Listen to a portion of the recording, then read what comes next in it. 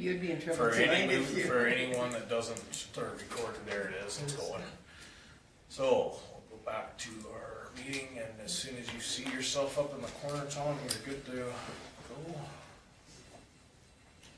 Okay, well, it's 7 o'clock, we'll call the meeting to order, and we have an agenda in front of us. Any additions to the agenda? Hearing none, does somebody wish to move the agenda as well? Moves the agenda as presented. Any discussion on Lyle's motion? Hearing none, I'll call the question. Just about said it. And it's carried unanimously. Okay, moving on to the minutes of November the 9th meeting. Any questions, errors, omissions? Paul moves.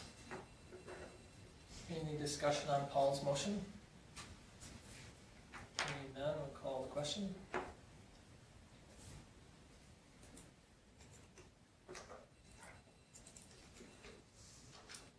And again, in this period unanimously. Moving on to the committee of the whole of November the 12th. Lorna? Okay. Any discussion on Lorna's motion? Hearing none, we'll call the question.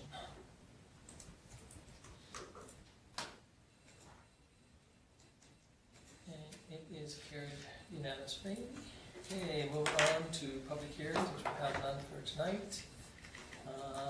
Delegations and presentations, so Lynn Wade, it's your turn to stand, and we do have your letter up that came from the clinic. Now, do you want me to stay here? You can, and I can move the camera to you. Yeah, Okay. you can sit or stand, whatever you Yeah, I'll wish. just stand up. I'll try not to speak moistly. So I want you all to know that I am here on behalf of all the doctors. We all feel very strongly about this. Dr. Webster and I have been here for 30 years and have been trusted with your health over that period of time. We now have a group of new doctors. And, you know, I sympathize with the position that you are in. You know, you have people that don't want to wear masks. You have people that do want to wear masks. And, you know, you've been put in this position by the provincial government. It shouldn't be your job. We want to help you to, by assessing the information, because there is an absolute avalanche of information out there. Unfortunately, there's an awful lot of misinformation as well. The letter is completely out of date because of what has happened in the last week. You know, as a whole, Alberta is facing just such a huge increase. We now have more active cases than any other province in Canada, which is ridiculous when Ontario has 3 times their population.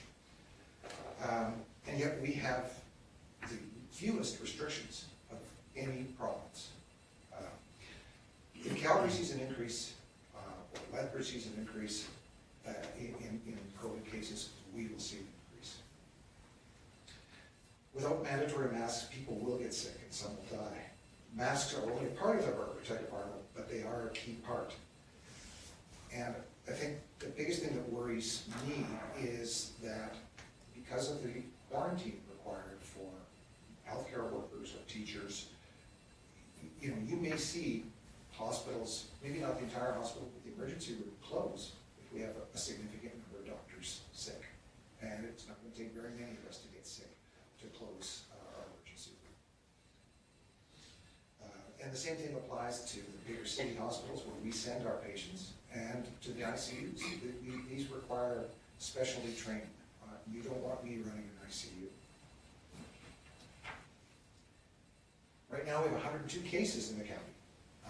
Now, where those cases are, I can't tell you exactly. But we have 20 within our town. Now, that's only the people that we know of. So that's people that are sick and have been tested. You know, we're not doing asymptomatic testing anymore. I mean, we don't really know. But we think that for every person that we identify, there's probably 4 or 5 others that have the virus, okay? And are shedding the virus. I don't mean have recovered from the virus. Now, demographics of our town, our county, we're old. And I want you to think about that, because the risk of hospitalization and death increases with age. So compared to 18 and 29-year-olds, if you're 30 to 39, the risk of being hospitalized is twice that of the 18 to 29. The risk of death is 4 times. If you're 40 to 49, hospitalization risk is 3 times. Death risk is 10 times. If you're 50 to 64, risk of hospitalization 4 times. Risk of death 30 times. If you're 65 to 74, your risk of death 5 times, or sorry, hospitalization 5 times. Risk of death 90 times. If you're 75 to 84, risk of hospitalization 8 times. Risk of death 220. If you're over 85, risk of hospitalization 13 times. Risk of death 630 times. So the potential for a huge loss of life is here. With 20 positive cases in town, that's 1 in 85. With say there's only 2 or 3 more for every one of those. That means that you're running into these people, and this is so important, because I've lived in this community for 30 plus years. I don't want to see these people die. I've already transferred 1 person to Calgary with COVID who died. I know, and I've been indirectly involved with 2 others who died from our county. And these were preventable deaths. We knew this was coming. And the second wave, my God, we didn't learn anything from the first wave. We should have learned something. So we're having this discussion because of resistance to masks. And I don't like masks. It fogs my glasses. I don't know why, but I can't hear as well with my mask on either. And it's uncomfortable, but I wear it because it's necessary. And there's a huge amount of misinformation about the value of masks. I do wear it because really it's only a minor inconvenience. There's really only one medical reason why you should be given exemption to not wear a mask. It's not to do with your heart, it's not to do with your lungs, it's anxiety. So it's a psychiatric thing. And if your anxiety is that bad, it needs to be treated. But if you're that person with that anxiety, imagine the anxiety level that they're going to have when they get the phone call, you COVID positive, or the next phone call. Yeah, we don't really want you to come to the hospital because you're not sick enough yet. Or the next phone call. You're sick enough, you better come to the hospital. Now you're too sick, we've got to send you to Calgary. Now we're going to put a tube down your throat, and you're going to be stuck on a ventilator for 2 weeks. So it's really not good treatment for anxiety. And this whole business of it's your right to not wear a mask. I don't understand that at all. We've accepted that, if you work at a restaurant, you wash your hands after you use the washroom. That's for public health reasons, okay? It's not their right to not wash their hands. We've accepted that surgeons will wear masks when they're operating. It's not their right to not wear a mask. Despite the change in recommendations, masks have been consistently recommended for quite a while now, and it's recognized by our federal government, our provincial government, although they have not mandated it, and the CDC, the Center for Disease Control, and the WHO all recommend that. And these are facts. These aren't beliefs, okay? So I'm going to give you a few facts about transmission. So most of this comes from contact tracing. So we know that there's been outbreaks in schools, we know there's been outbreaks in hospitals, but when the contact tracing does their job, they have found that the great majority in hospitals and in schools, the origin of these outbreaks is from the community, it's from outside, and then it comes in and it spreads. So why does it spread in the hospital? Well, it spreads because people take their masks off to eat lunch, okay? So the healthcare workers are having lunch together, okay? And their perception of risk from another healthcare worker is not high, okay?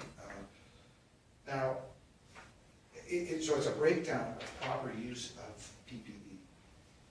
Now, if you take a look at how many emergency room healthcare workers have gotten sick in this epidemic so far, or pandemic so far, 0 people. They perceive the risk is high. They wear their PPE and they're careful. Okay? So there's no one that's gotten sick from working in an emergency room. Okay? So why are we so vulnerable to community spread? It's because, and this is something that the CDC released on November 20th. Okay, 24% of people who are positive for COVID and are shedding the virus have no symptoms and do not develop any symptoms whatsoever. So community spread by asymptomatic individuals is big. Now, there's a further 35% of patients who are shedding the COVID virus, and they're shedding it up to 5 days before they develop any symptoms. So that's a huge number of people. Okay? So we all know that your risk is reduced if you maintain the 6 feet, if you wear a mask, if you do things outside. But I just want to tell you a couple of studies that have been done. So first study, these are both from the CDC. So first study was done in Missouri, hairdressers. I don't know if you've heard of this. So there's 2 hairdressers, we're calling A and B. They continued to work despite developing symptoms that suggested COVID. They worked for 8 days before they got tested. They were both positive. Now, they happened to work in a salon that required them to wear a mask and all of their clients to wear masks.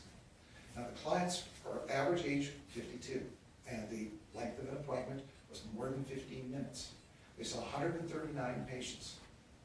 Anyone care to guess how many people got sick? How many of their clients got sick? 0. Okay? So this is close contact for a prolonged period of time. So there's another CDC study, and this is the one that is most applicable to what I'm asking of you tonight.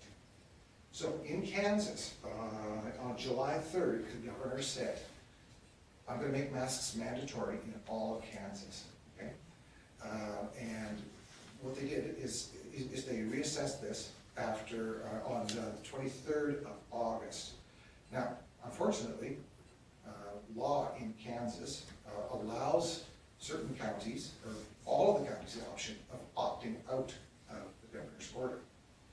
24 counties opted to go with mandatory masks. At the end of this time frame, their incidence of COVID went up 6%, went down 6%. Okay? 81 counties opted out of wearing mandatory masks, or making masks mandatory. Their incidence doubled. So 100% increase versus 6% decrease. Okay? So other studies. In Beijing, contact tracers contacted 124 households. And they said, they sort of rated, are you good with wearing masks in your house? The households that were good with wearing masks, 79% reduction in acquiring COVID or spreading COVID to their household members. Thailand, similar study, 1,000 people were contacted. And again, those people that were good with wearing masks, the rate of transmission to other members in their group reduced by 70%. Study from the US Navy on one of their warships. So small spaces, crowded. And again, the people that wore their masks consistently, risk was reduced by 70%. I know you're worried about enforcement. I don't think you need to. Calgary's got a population of over 1.2 million. They handed out 40 tickets, something like that. And clearly, people are, and in Calgary, people are wearing their masks. I mean, it's rare to see someone in a store without a mask compared to here. Okay, and I don't think I've ever seen more than one person in the grocery store without a mask at any one time. So your job is obsolete. Most people will obey the laws, okay, or the rules. But consider the message you send if you don't have mandatory masks. The message to anyone who is not aware of these facts is that masks aren't important.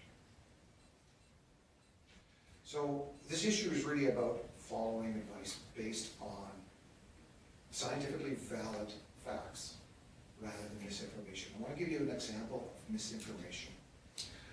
Dr. Sessford, our newest doctor, got into a bit of an argument on Facebook with someone. They had presented him with a quotation taken from an article that was published in a valid scientific paper or journal, and this got shared 12,000 times. And in that article it said basically masks really didn't help. Okay? So he went back and he looked at that article. Not only was that quotation not in the article showed a benefit to wearing masks. This article was based on a study done in 2017 after this SARS epidemic, and it was a meta-analysis of all of a whole group of studies. So there's a huge amount of misinformation that is just an outright lie out there, and it's influencing people, and we should not be influenced by that. So I have a request that what we do is follow Dr. Hinshaw's advice, but mandate masks in all public buildings, town office, arena, etc. Mandatory masks in all indoor spaces, including retail stores and churches. Masks are already mandatory in the hospital. And because of the inconsistency in provincial government guidelines, consider a temporary ban on indoor fitness classes and team sports. If it's unsafe to play hockey in Calgary, why would we have a higher rate of this illness in our community? Is it safe to play hockey in our community? Doesn't make sense. And the restrictions for Calgary, you can go for recreational skating as long as you're 6 feet away from people. That doesn't sound like any hockey game I've ever seen. They are a lot closer. We want to see group singing, dancing, and performing activities with a temporary stop. Any high-risk indoor activity where participants will be unmasked and less than 6 feet apart, we would like to see a temporary stop. We're really just saying, let's do the same things that we're expecting of the children to attend the schools. And how long will this last? I don't know. I mean, ideally, until we have a vaccine, that's not going to be for a long time. Now, obviously, if AHS says, well, we can relax things, then you reconsider. But we need to consider this quickly. We need to consider this as an emergency, because that's what this is. I'm sorry you're in a difficult position of trying to satisfy everybody, and you won't. But please base your decision on scientific fact rather than the people who have been influenced by misinformation. Now, I can provide you with references for the things that I have cited, and I'm happy to answer questions. Okay, any questions for Dr. Wade? So, I got a question for you then. Sure. The 20 cases, are those active cases or? Yes, there's Okay. 20 active cases. So the one case that you guys had in your clinic as clinic staff that was put on Facebook by one of your staff, doctors, Right?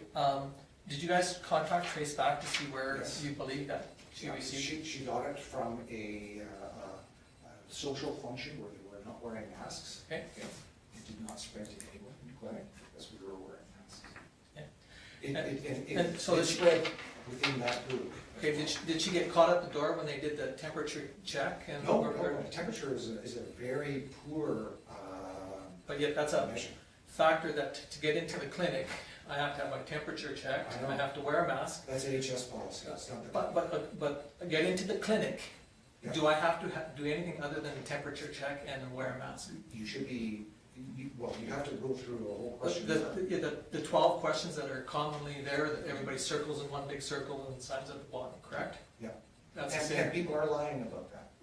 Well, you know, people lie about bylaws too and rules. I mean, it says 100 kilometers, how many people drive 100? Most of them do at least 105 or 110 because, you know, they're lenient, but the speed limit is 100, you know, type thing. So, so anyway, you did contact tracing, and I appreciate that. So, according to our health official that just spoke today, she said 60% of, they believe 60% of COVID is being transmitted by group functions, family functions, in the community. So wearing masks is not going to eliminate that 60%. So now we're gonna work on the other 40 if we ask for our. No, so 60% of the transmission. That's what she said today. Yeah, I'm sorry, I didn't hear what she said today. Yeah. But again, what is the difference between being in home hardware Right. in crowded aisles Right. and without a mask versus being in a social function? Now, I agree. I mean, I think it's ridiculous that they're allowing bars to stay open. Well, if we want to go that far, why do we allow any, like in Saskatchewan now, they brought in 5, anybody with family with more than 5 can't be in the same room at the same time without wearing a mask. Okay, so at families, so is that what your intent is that we can go that far to try and, to say a family of 7, now 2 members? I'm not saying that. Okay, no, I just was curious how far you want to go, because in your letter, I appreciate you going after churches, which have, all of our churches in our community have all been mandatory masks for the functions in the churches for the last month. Good. So that one should have been eliminated, you know, and again, like you said, you know, the schools, there are some municipalities that even are going over and above what the province said on education systems, where the, Right. you know, them having to wear a mask 20, you know, the whole length of time that they're there, even students at their desk. My granddaughters in one, they cannot leave. When they come into school, they have to have the mask on. The only time they can take it off is when they're having something to eat. You know, so that school does it. So I was just curious how far you want to go. The other question I have for you too is that you did a video on donning and doffing. Right. Can we use that video that you're using Absolutely. for advertising? Okay. Still whatever that's all. However, it's, you know, you're not, I'm not sure who is going to be using that because. Well, I mean, you go to, you said that, like I was just in Lethbridge and I was in Home Hardware, or not Home Hardware, Home Depot, and I would bet you that 70% of the people were not wearing masks. And out of that 70, or the 30% that were wearing a mask, I'll bet you 20% of them were wearing them improperly, you know. Yeah, I mean, I'm gonna wear my mask down around my neck, I might as well have it in my pocket, Well, you know. even the people or- that have it Uh, just so with you their know. nose out, I mean, it's stupid. Uh, This virus gets into your body from mucous membranes. That's mouth, nose, and eyes.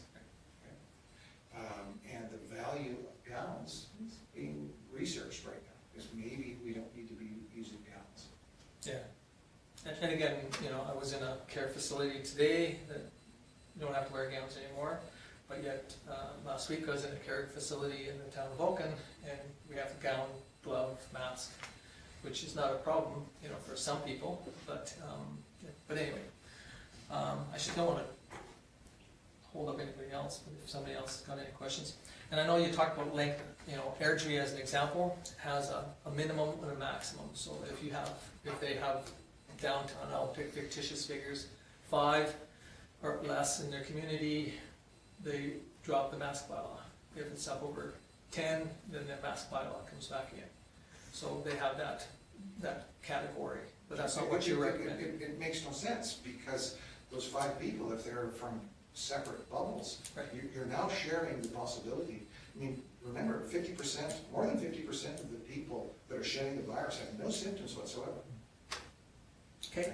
No, I'm just curious, you know, if you guys were recommending a on and off process. Like, I mean, that's one of the questions that, you know, quite often you get. When are you gonna lift it? If you put it in place, when do you lift it? And earlier you made a comment that when we get a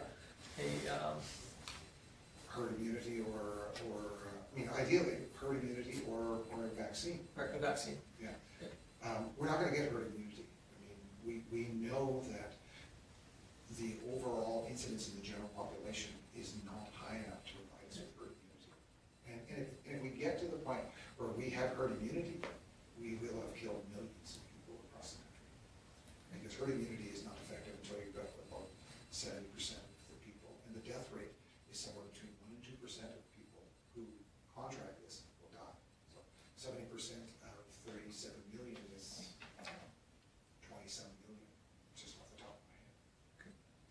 So I went on the website today, and it doesn't say the town of Vulcan has 20 cases, but our numbers are really skewed. I mean, they say that we have 9,000 population, when our population is 6,300, 6,900.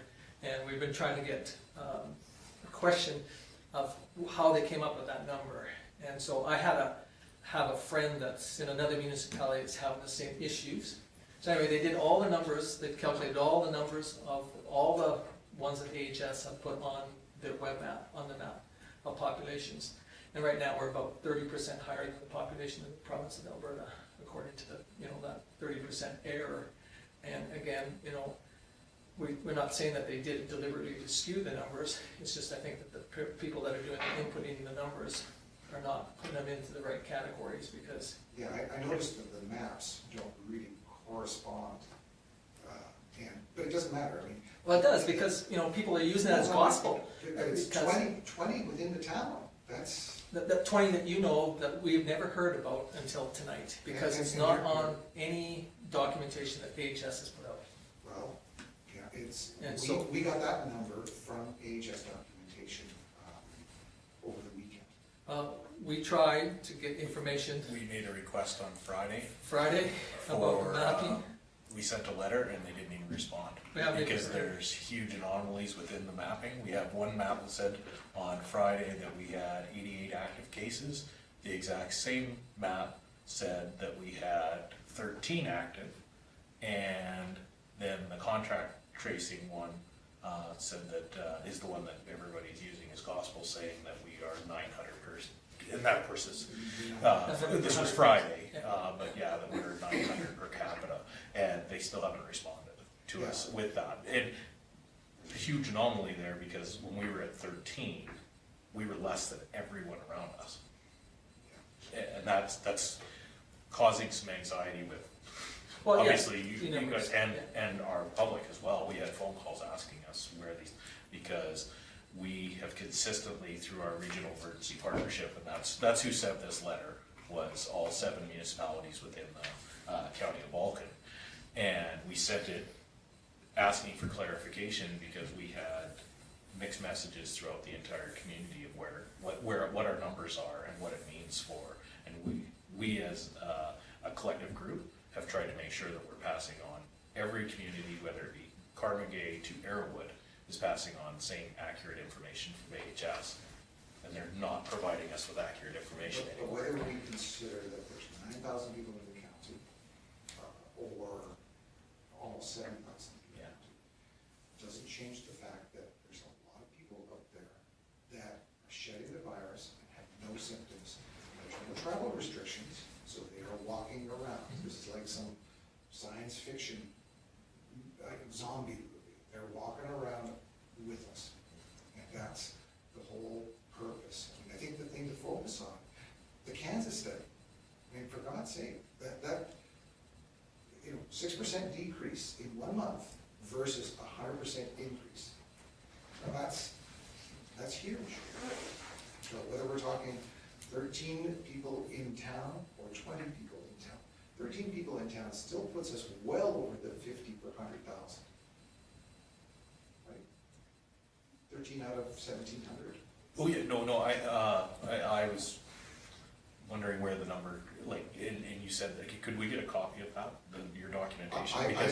Because this weekend, we only had 20 within the entire county. Yeah, I can certainly look into where, we've done this so many times this weekend, because the reports change. It changed so quickly, yeah. Or every day, that I can't remember exactly where, but yes, I can. Yeah, Sure. that would be great, because the information that we got this weekend, that there was 20 within the entire county. Yeah. And currently today, as of 4 o'clock, it was 23 for the entire county. So if they're all in the town of Oldman, that makes a big difference to the way the villages are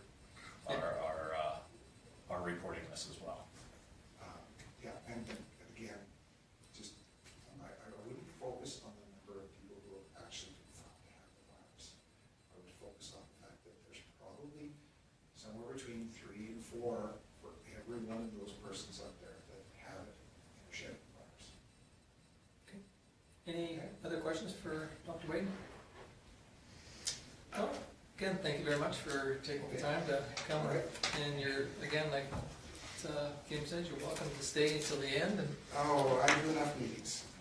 So, Thank you very much. Thank you. okay, thanks again for taking the time to come, Lynn. Okay, well, we'll move on to our next delegation, Mr. Dobson. I'm sure it'll be just as exciting as the last. I just wanted to come by, I handed out, I'm not sure if everybody got one or not, but this time of year or one of the times in the year that I'd like to come by and just meet with everybody, kind of give you a rundown on what we're working on, what we're focusing on, what's happening at the detachment. So in the kind of the pamphlet that I've handed out, on the front pages are initiatives for the year. So 3 of them on there. They're crime reduction, enhanced public confidence and engagement, and accountability to stakeholders. And I'll go into each one of those a little bit, but as we go along here. If you look at the next 2 pages, they give a kind of crime statistics on what has happened in Vulcan itself and in the province. So you can kind of see how we compare to the province. According to these last stats, we have an increase of 9% in criminal offenses, where the province on the whole had a decrease of 13%. A lot of those, though, they can be, they're statistics, so they can be a little bit skewed if we have a rash of, say, car prowlings or anything that happen, then our crime stats kind of go up substantially. It does break it down further on. I'll leave that with you to look over if you like. It just gives on comparatives, how we've been going throughout the year. So some of the things, I'll give you a little bit of an update, I guess, first on the detachment. Right now, we are fully staffed. That means that we have all of our positions for regular members are full right now. We have one brand new person that's, he transferred, or not transferred, but he got posted here straight out of depot. You may have seen him or met him, so that's Constable Raj Dhaliwal, sorry. And he is being trained by another new member to us, Constable Brent Friesen, who came from Chilliwack. So he was in our training section in Chilliwack, so he has over 10 years experience. So those two are, you'll see those two together until probably January, end of December, beginning of January, you'll see Raj out on his own. That will complete his phase of the field training. With Constable Friesen coming from the training background in Chilliwack, he's been doing a lot of work in our schools within the whole county.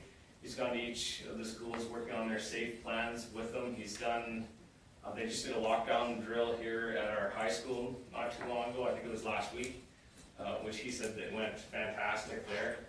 So he's been through the schools with the staff as well, just going over what they have for in the unfortunate event that if there was a lockdown in there, what kind of things that he can point out just from his training, some things to work on, and just some food for thought for them. Feedback has been really good from the principals and the staff, so we're happy that he brings that with him to the plate. Our other new member, Constable Andrew Kominarski, he's been here now just over a year, so he's originally from Edmonton, and this is his first position or his first posting here. Constable Dhaliwal, he's actually from Surrey, and this again is his first posting. And Constable Friesen, he has family both in Lethbridge and in Calgary, so it's like he's coming home. So also our front counter has been vacant for quite some time now, and then off and on prior to that, but we do have a new person, Jade Barr. She's a local lady, and she is starting on the 30th of this month. So after that, our doors should be open the regular Monday to Friday. she'll take a little bit to get her training and get her up to speed and that. Then we lost our victim service program manager. She took a job in Claresholm, working with a school there, but we've hired another lady, and she's moved into town, or is in the process of moving into town, and she starts on December 1st. And that's Jasmine, and her last name escapes me at this point, but so if you do come around the office, or if you're around there, you'll see a couple of new faces there and in and around town as well.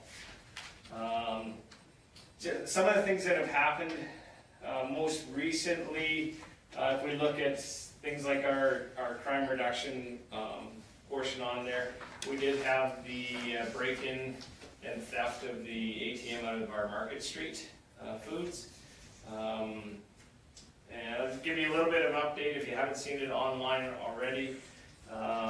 We have identified the suspects in that out of Calgary, and charges are pending on there. We're just finishing up a few loose ends on the investigation itself. And the reason that one kind of came to fruition was one, the cooperation from all of our businesses in town.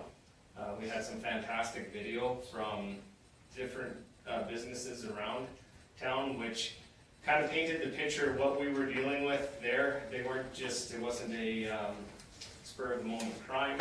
It wasn't something that was happening by a local group. It was something that was targeted and pre-planned, and they came out of this city. They were probably in town for at least an hour and a half. Our break-in happened about 3 in the morning. We first see them in town somewhere around that 1:30-ish. So we were doing a lot of other activities in town. They did come in with 2 vehicles, stealing one out of Blackie. So we know there was at least 2, probably 3 people that were involved in it. We'll give another update as soon as formal charges are laid, then we'll release names and that kind of thing.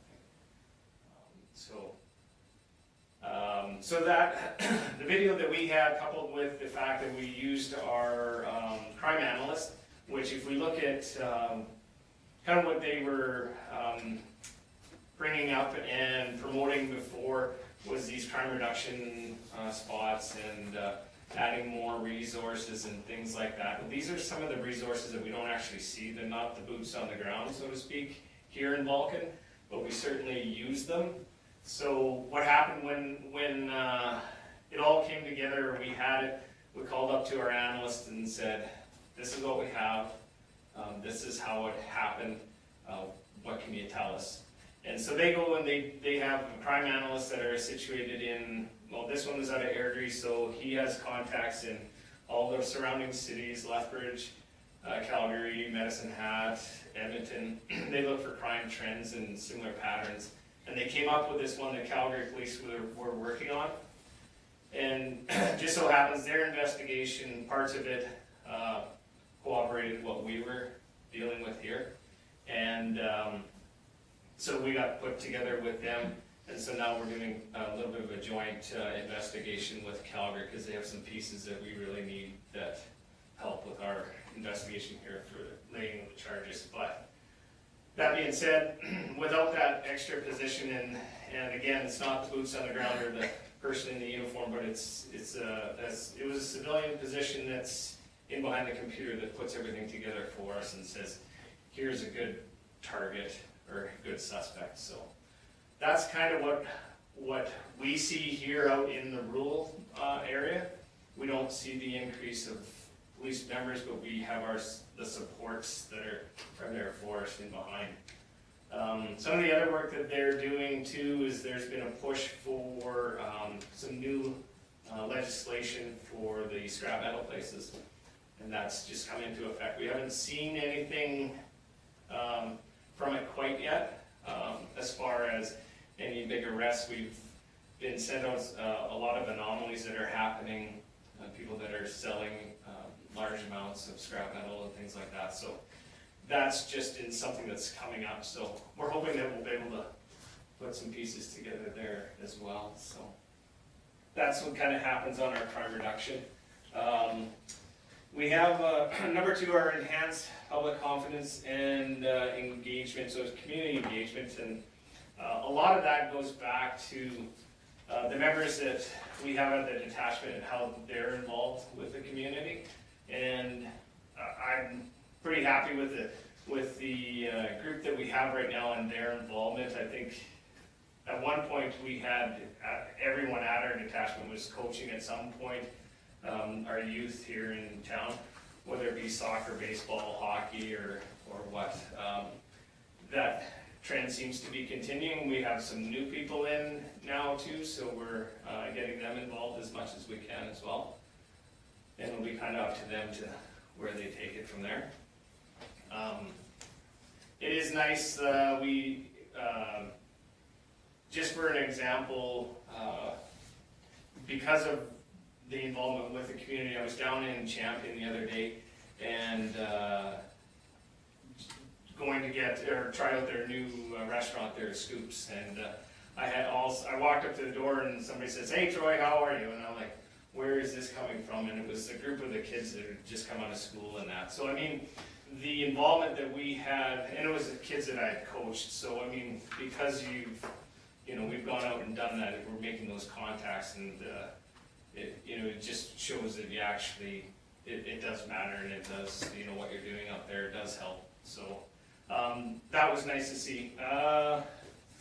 The number 3, the accountability to stakeholders, and that's everybody here, that's everybody in the town, the county. We're trying to get out as much as we can to venues like this. I know it was kind of different for a while. We tried some emailing, things like that. We'll do small group discussions or Zoom discussions, whatever the ideas that are out there. And we're certainly open to any kind of modifications or changes or suggestions that we have on our annual performance plan. I think that's kind of our main goal with that too, is just to get that community involvement. And so if there is anything that you hear from any of the local people that haven't told us yet too, we'd love to hear that. We like the feedback, the positive or negative, and we can kind of move our plan around too. It's not set in stone, it's very flexible too. So we like to take on little projects here and there. One of the other crime reduction things that we were doing, I was talking to the people at the county office too about it, is we do where we'll go and we'll focus on either a person or a place. So say, for example, if the home hardware is getting tagged by spray painters and we get that, they've had 4 or 5 files, then we might target that area and go and just focus on that and until we can either solve that crime or have it stop. Same goes for people. We've had some in town where 90% of our work has been on this group or this person, so we will focus on that person or that group until we can either that person stops doing what they're doing or we get them to a place where they are stopping what they're doing. So those are kind of some of the things that we work on. You don't see it as much, or you might not hear about it as much, but that's what goes on kind of behind the scenes. And I'm open for any kind of questions or anything like that about what's going on in town. And as far as the stats go and everything like that, kind of the trends that we saw, and we'll kind of go by COVID. So what happened was, when it first started, we saw a really spike in property crimes. So we're dealing with things like people being laid off from jobs, so a lot of unemployment, a lot of extra people around that weren't active, so our property crime went up. And then our property crime kind of leveled off, and then we had a lot of domestic violence. It started to spike on us. Of course, theory behind that is now you have people that are home more more stress in the household, money, financial stress, things like that, so our domestic violence had crept up. That then in turn leveled off, and now we're in a stage right now where our mental health is climbing, and I think that's just a natural. If anybody is kind of in struggling mental health wise to begin with, then you add in everything that's happened since March, and it's a lot for them to deal with. So we see an increase in that right now too. So that's kind of where I see our stats from. It may or may not show that on there, but that's what I'm seeing coming through our office anyway. So that's what happens locally here. Okay, thank you, Troy. Any questions for? Do you see crimes kind of change with the seasons? Like around this time of year, do you see certain? Yeah, in a typical year, if there was such a thing, in this time of year, you tend to see property crimes go up, like minor property crimes, mainly in larger centers. So it would be focused around petty theft from department stores or thefts from grocery stores, car prowlings, things like that go up. And then you also see family violence go up. Again, holiday time, sometimes we get families together that probably shouldn't get together, and then we get invited, so.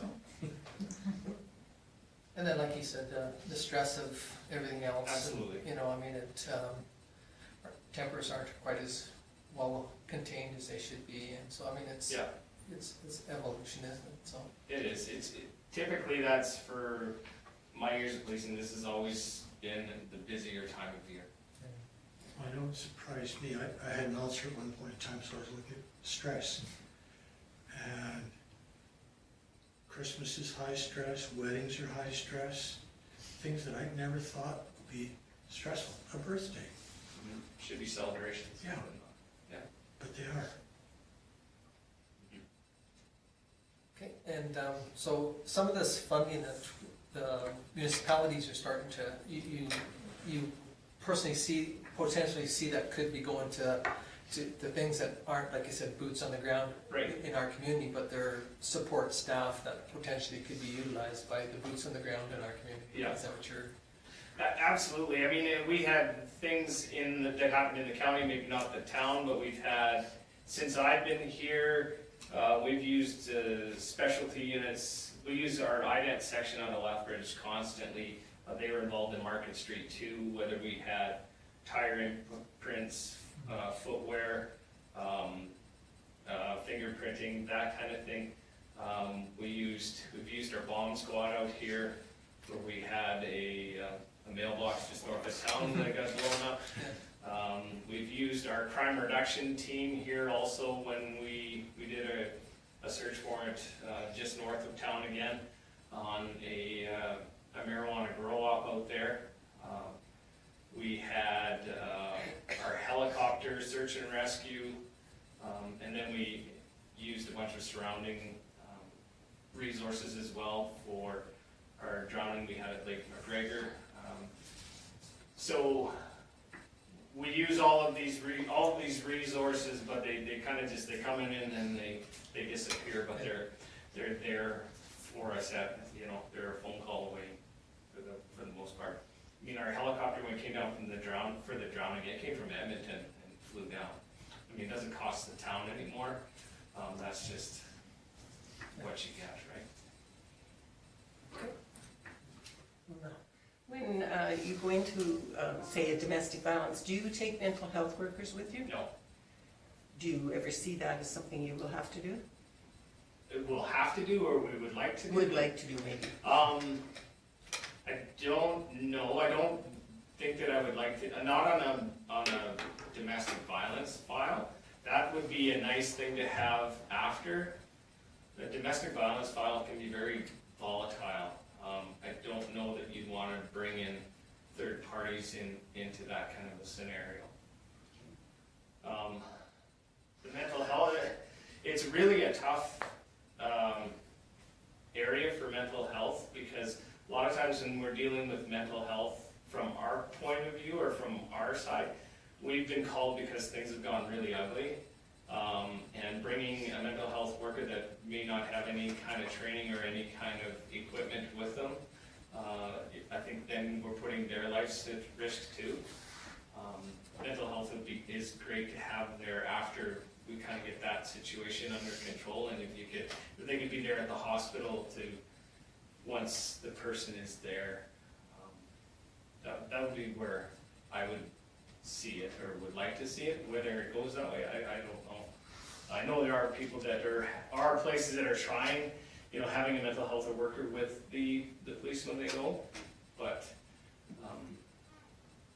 feasibly out in the rural area, I don't know if you could do that. They'd have to be on call 24/7.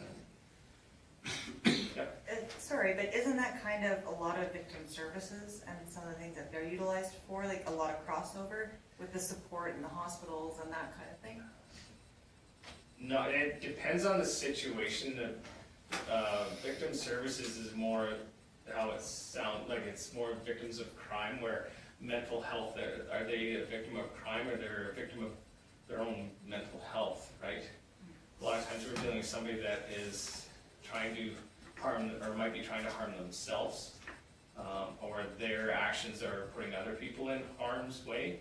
So victim services, really, that's not their kind of field.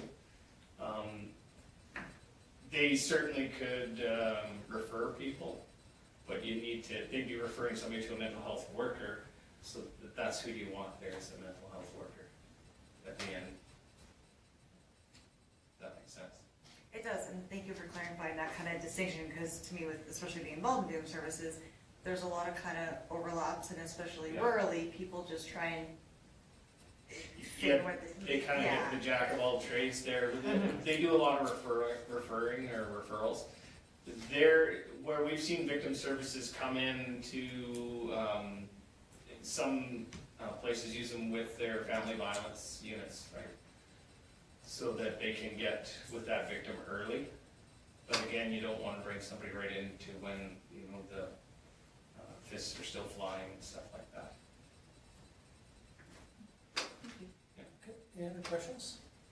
Well, thank you very much for taking the time to come out, and appreciate you sitting through Dr. Wade's presentation too, and yeah, if there's anything we can do to support you guys, or if there's stuff, I know that, right now we have our one gentleman that's, trying to go through and get his certification for a peace officer, and so once that happens, hopefully that'll aid in some of the other things. I know there's always, whether it's bylaw, usually when people are running away, you guys are the ones that are running in, so, it's much appreciated what you do.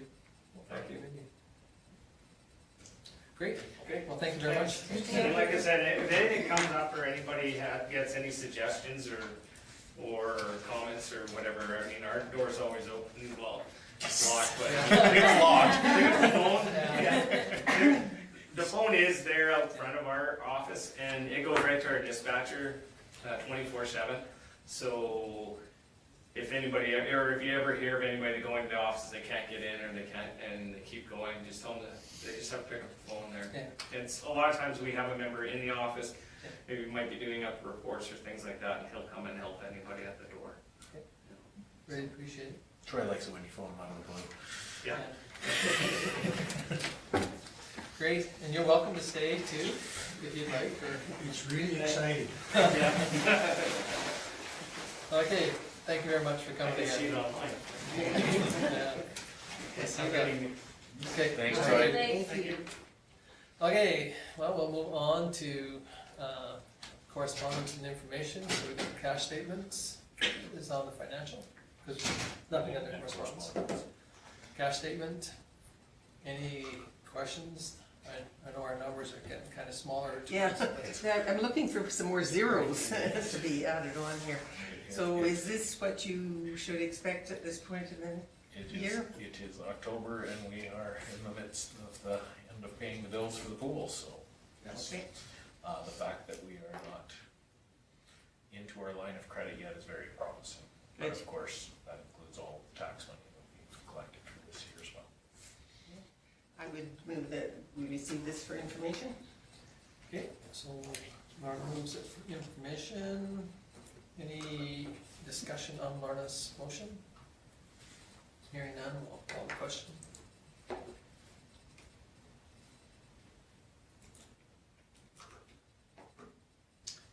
And it is carried. Waiting for one more to pop up, but It didn't come up on my screen. no, on mine, so you, Wave your hand. okay, thank you, so it's carried unanimously. You can put that one down, thanks. Oh, okay. Yep. There you go. Great, thank you. Then moving on to the year-to-date summary. And for everybody that was at the budget meeting, this is the final numbers we were using when we were, so these numbers should be very familiar to everybody based on the conversation we had at the committee of the whole meeting. Yeah, because these are to the October 31st, so we still have 2 months of Bills to pay. bills. All of these for information. Okay, George Lee. Any discussion on George Lee's motion? Hearing none, we'll call the question.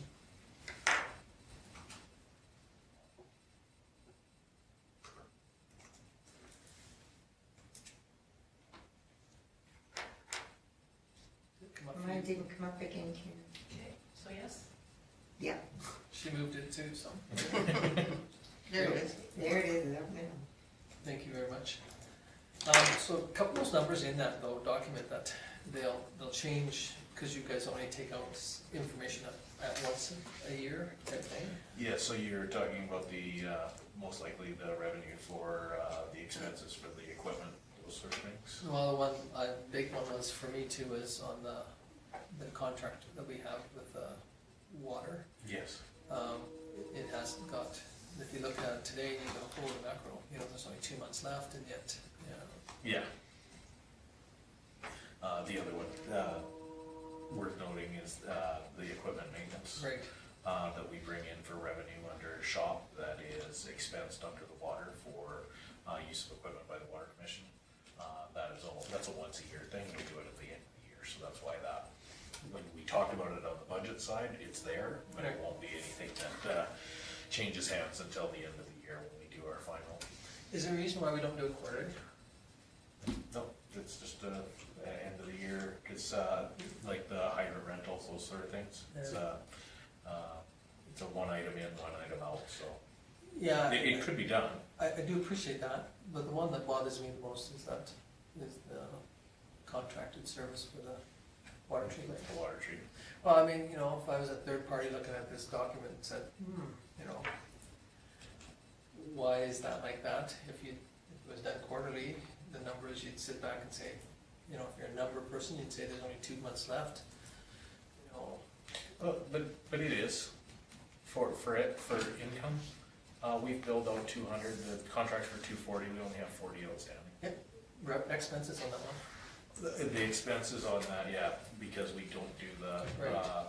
the equipment maintenance till the end of the year, and those sort of Right, things, yeah. but again, if you're Joe, uneducated person on how this document reads and how it falls out, you'd look at it and say, okay, there's 2 months left, you know, they Yeah, there's expended very- 100,000 in 8 months, or 10 months. Calculate it out and say, oh, well, it'll be, you know, 105, But then we all know that there's $40,000 outstanding. or at least, so, anyway, it was just, Uneducated person should be phoning the administration saying what's going on. Or talking to the Water Commission Okay. exactly. people. But no, that's a fallacy, because that's our expenses, not the That's, water. that's true, Commission. okay, Sorry, sorry. And again, if I was a water commission person that didn't know exactly how we expense our out, I'd say, you know, I only anticipate, so Yes. I think we should ask if there's an opportunity that we can do it on a quarterly basis. Yes, any of that is possible. Well, you can ask her. We do, and just so that council knows, we did talk about that at the budget meeting. Things like our contributions to reserves are generally done at the end of the year, and that's just to make sure that we have the cash to do that. Yeah, and I do appreciate a couple of those, I mean, It makes the document easier to read if you don't know about it.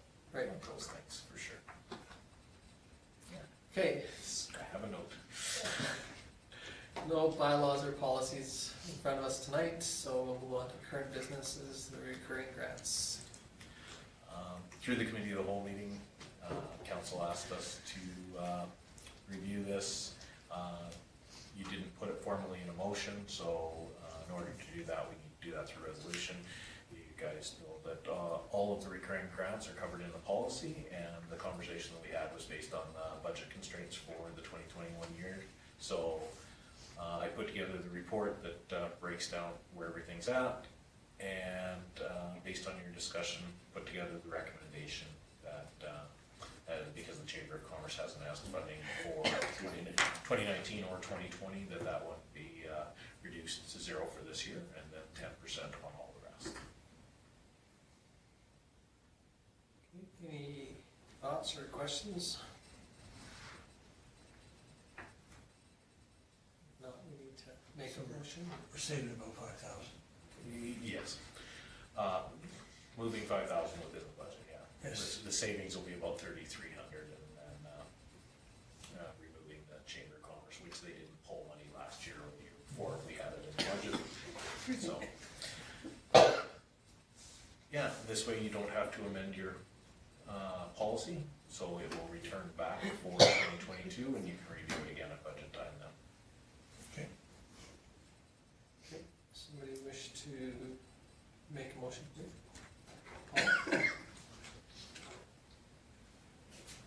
Okay, any discussion on Paul's motion? Hearing none, we'll call the question.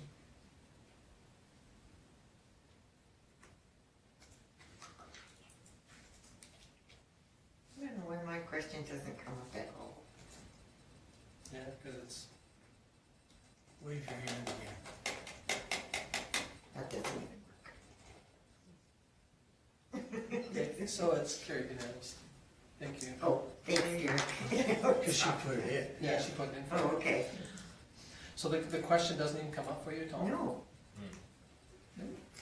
Are you sitting in a dead spot? maybe. Okay, well, we'll move on You to, signed in? Yeah, I'm signed in. um, I think am I signed in, Karen? okay, moving on to 9.2, which is the mandatory face covering bylaw. Or, well, I shouldn't say bylaw, it's The discussion. discussion on it, because this isn't the bylaw yet, or this is a discussion on whether we should implement the bylaw. So, based on this, you've all been able to read my report. This came about because Councillor Armstrong brought it up at the last meeting and asked that we look into it. The Coles notes is we looked at all of the surrounding municipalities, didn't find them in the immediate vicinity, so looked out provincially. We found 23 municipalities at the time that we did the report that had, some were still reviewing them. They had passed, the majority of them were cities and large towns of over 10,000 people, and the focus of most of the bylaws were on large public buildings and public transit. To take the words from the Premier when he talked about it, it was, the focus is on that is way different than in a rural community where, you know, there's 3 people in a post office as opposed to 1,500 in a C-train. So that's where a lot of them were focused on. Bylaw itself, I was able to get Fox Creek, which has a similar demographic as ours, so you can see the only difference is obviously they have taxis within their community that you can see in that bylaw. But we do have public transportation here. Right. Ryan's Handy Bus, for instance. That's right, so, that was the closest one I could find to our demographic. I did want to provide some clarification on the bylaw. We can enforce, as I said, it is, however, not a provincial ticket. It's not something that goes to court. What it is would be an invoice from the town of Vulcan. If they choose not to pay for it, then we would have to go through the process if we would like to pursue it to a court date to have it paid.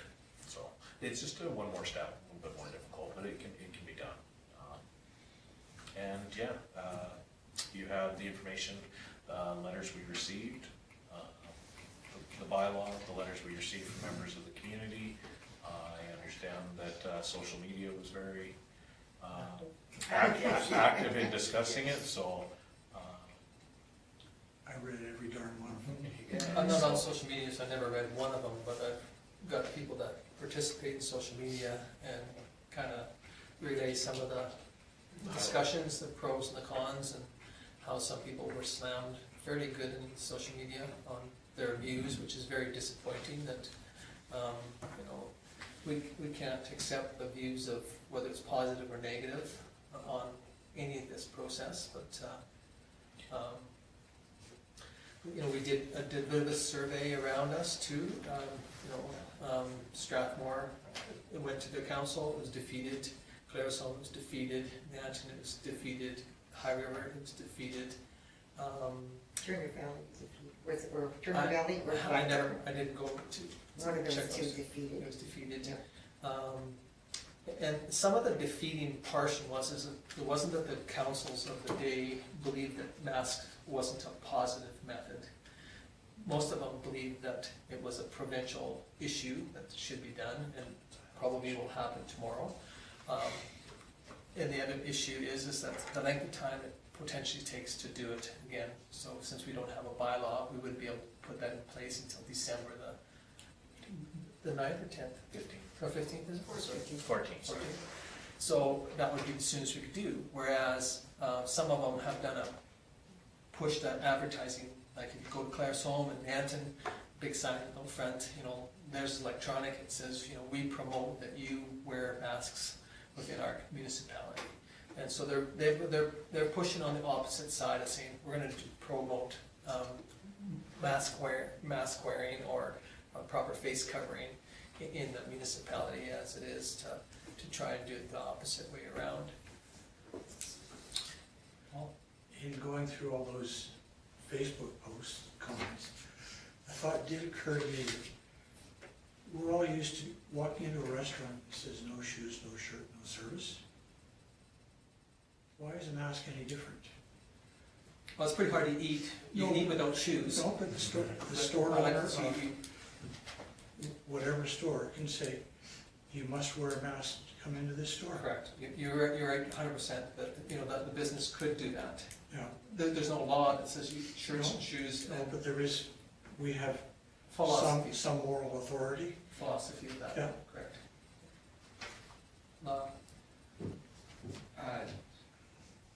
My thoughts are, I like, well, when you go to the city, yeah, you see the signs, you know, masks are mandatory here. Still not everybody buys that. I think something like, they're strongly promoted in Vulcan, and also going along with that, to try and get our numbers down, no matter what they are, whether they're 20 or 111 is what I saw earlier, but that doesn't include. If we could, you know, promote face masks and also promote people shopping at home, local again, like when things first came out in March or April, where we asked people, you know, because there were hotspots elsewhere, you know, try and keep it local. And I think even good for Christmas this time of year and supporting our local businesses, our local economy, I think that would be just to help, promote us, because when we go outside, I mean, it wasn't that long ago, there was only like 1 or 2 cases in town. When you go outside the community, that's unfortunately, you get stuff brought in. That's what I'd like to see, help to promote a little bit. I believe the same, and same as Dr. Wade, that this really should have been direction from the province, that it shouldn't have been put on municipalities, but that's just my own personal belief. Majority of people that I have talked with or who have contacted me feel very strongly about face covering and face masks. Now, whether it be mandated or it's just an education program that we strongly recommend that you must wear that, and why? Do they understand the reasons why? That we're not taking their privileges and rights away, that we're asking them to join in and keep our communities safe. We want to keep our businesses open, and honestly, if this gets out of hand, we might have some trouble doing that. I guess one of the things that popped to my mind when I was thinking about this is, we've just come off honoring veterans for Remembrance Day, and we think what horrible sacrifices they made for how many years, for 2 world wars, Korean War, Afghanistan War, peacekeepers.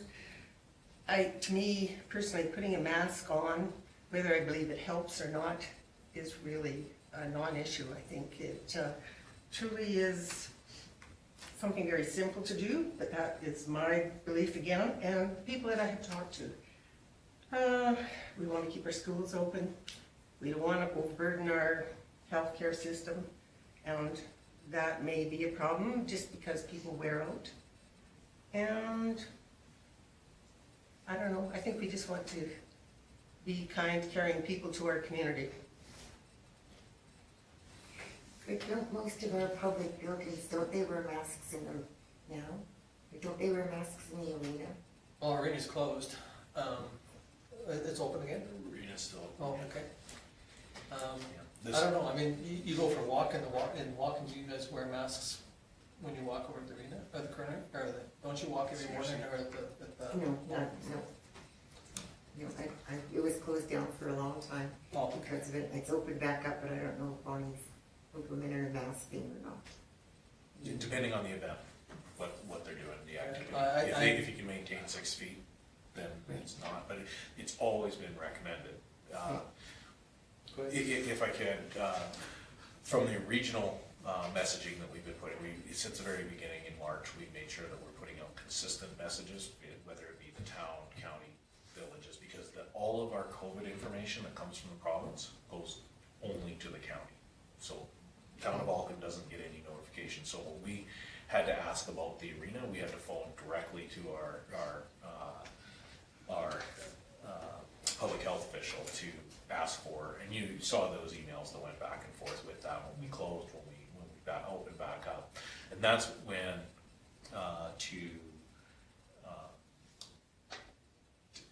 to talk to Dr. Wade's point about shutting down the arena and shutting down the singing, those sort of things. We're being asked to follow the health stuff that's being provided for us, and that came directly from Alberta Health. Your arena can be open within the guidelines. Again, we all saw the news today. That's going to change tomorrow. I'm fairly certain.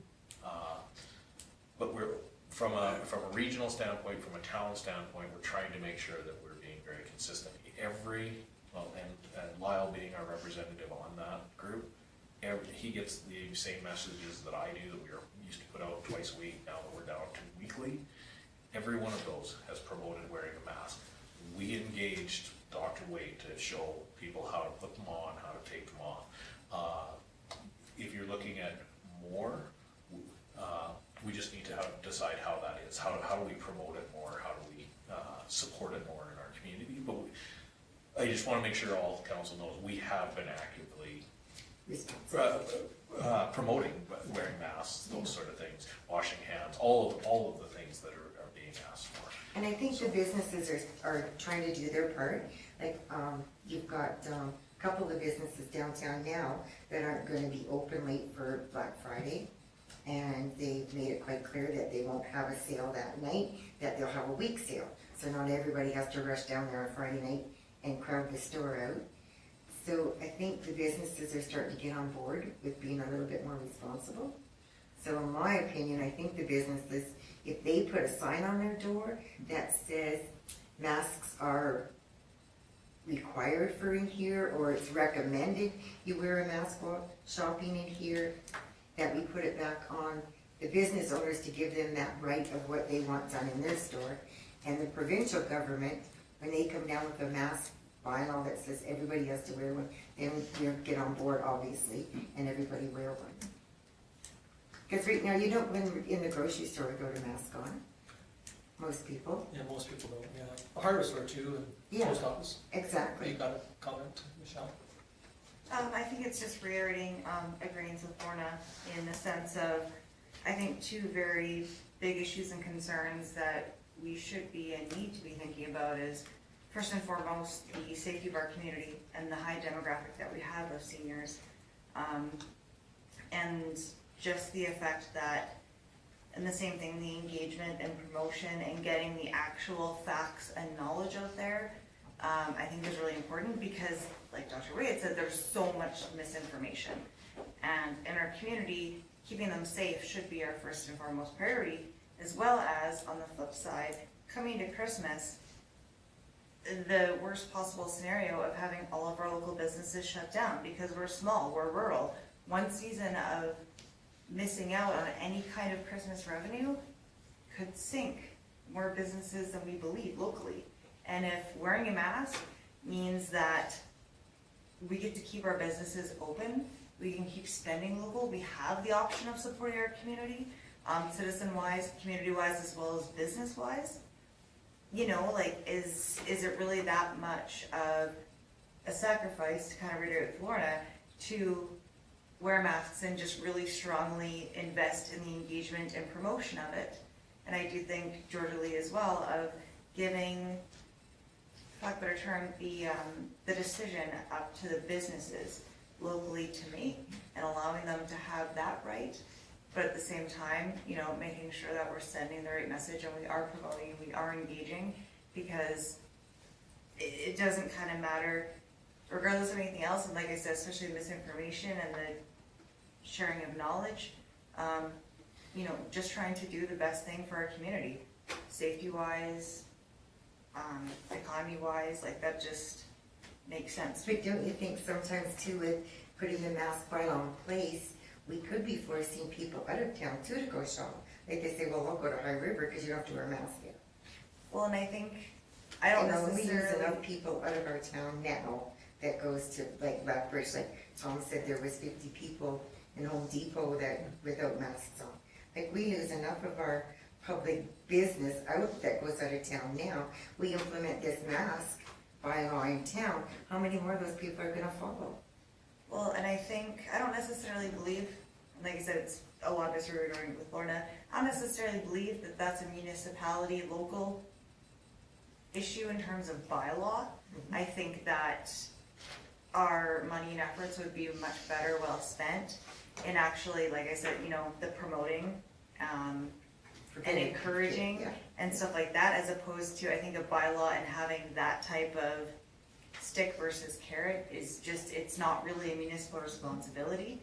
And that's kind of what I'm saying of, you know, really putting our onus on our resources into encouraging, into knowledge sharing, into education, and, you know, having the faith in our community and having the safety be our number one priority, but also, you know, promoting staying local, shopping local, not going to the larger centers, trying to do as much as you can in town to keep us contained, is really should be our priorities, as opposed to tickets and creating a bylaw and, you know, taking the time and everything else, when really it's gonna be soon enough it's out of our hands anyhow.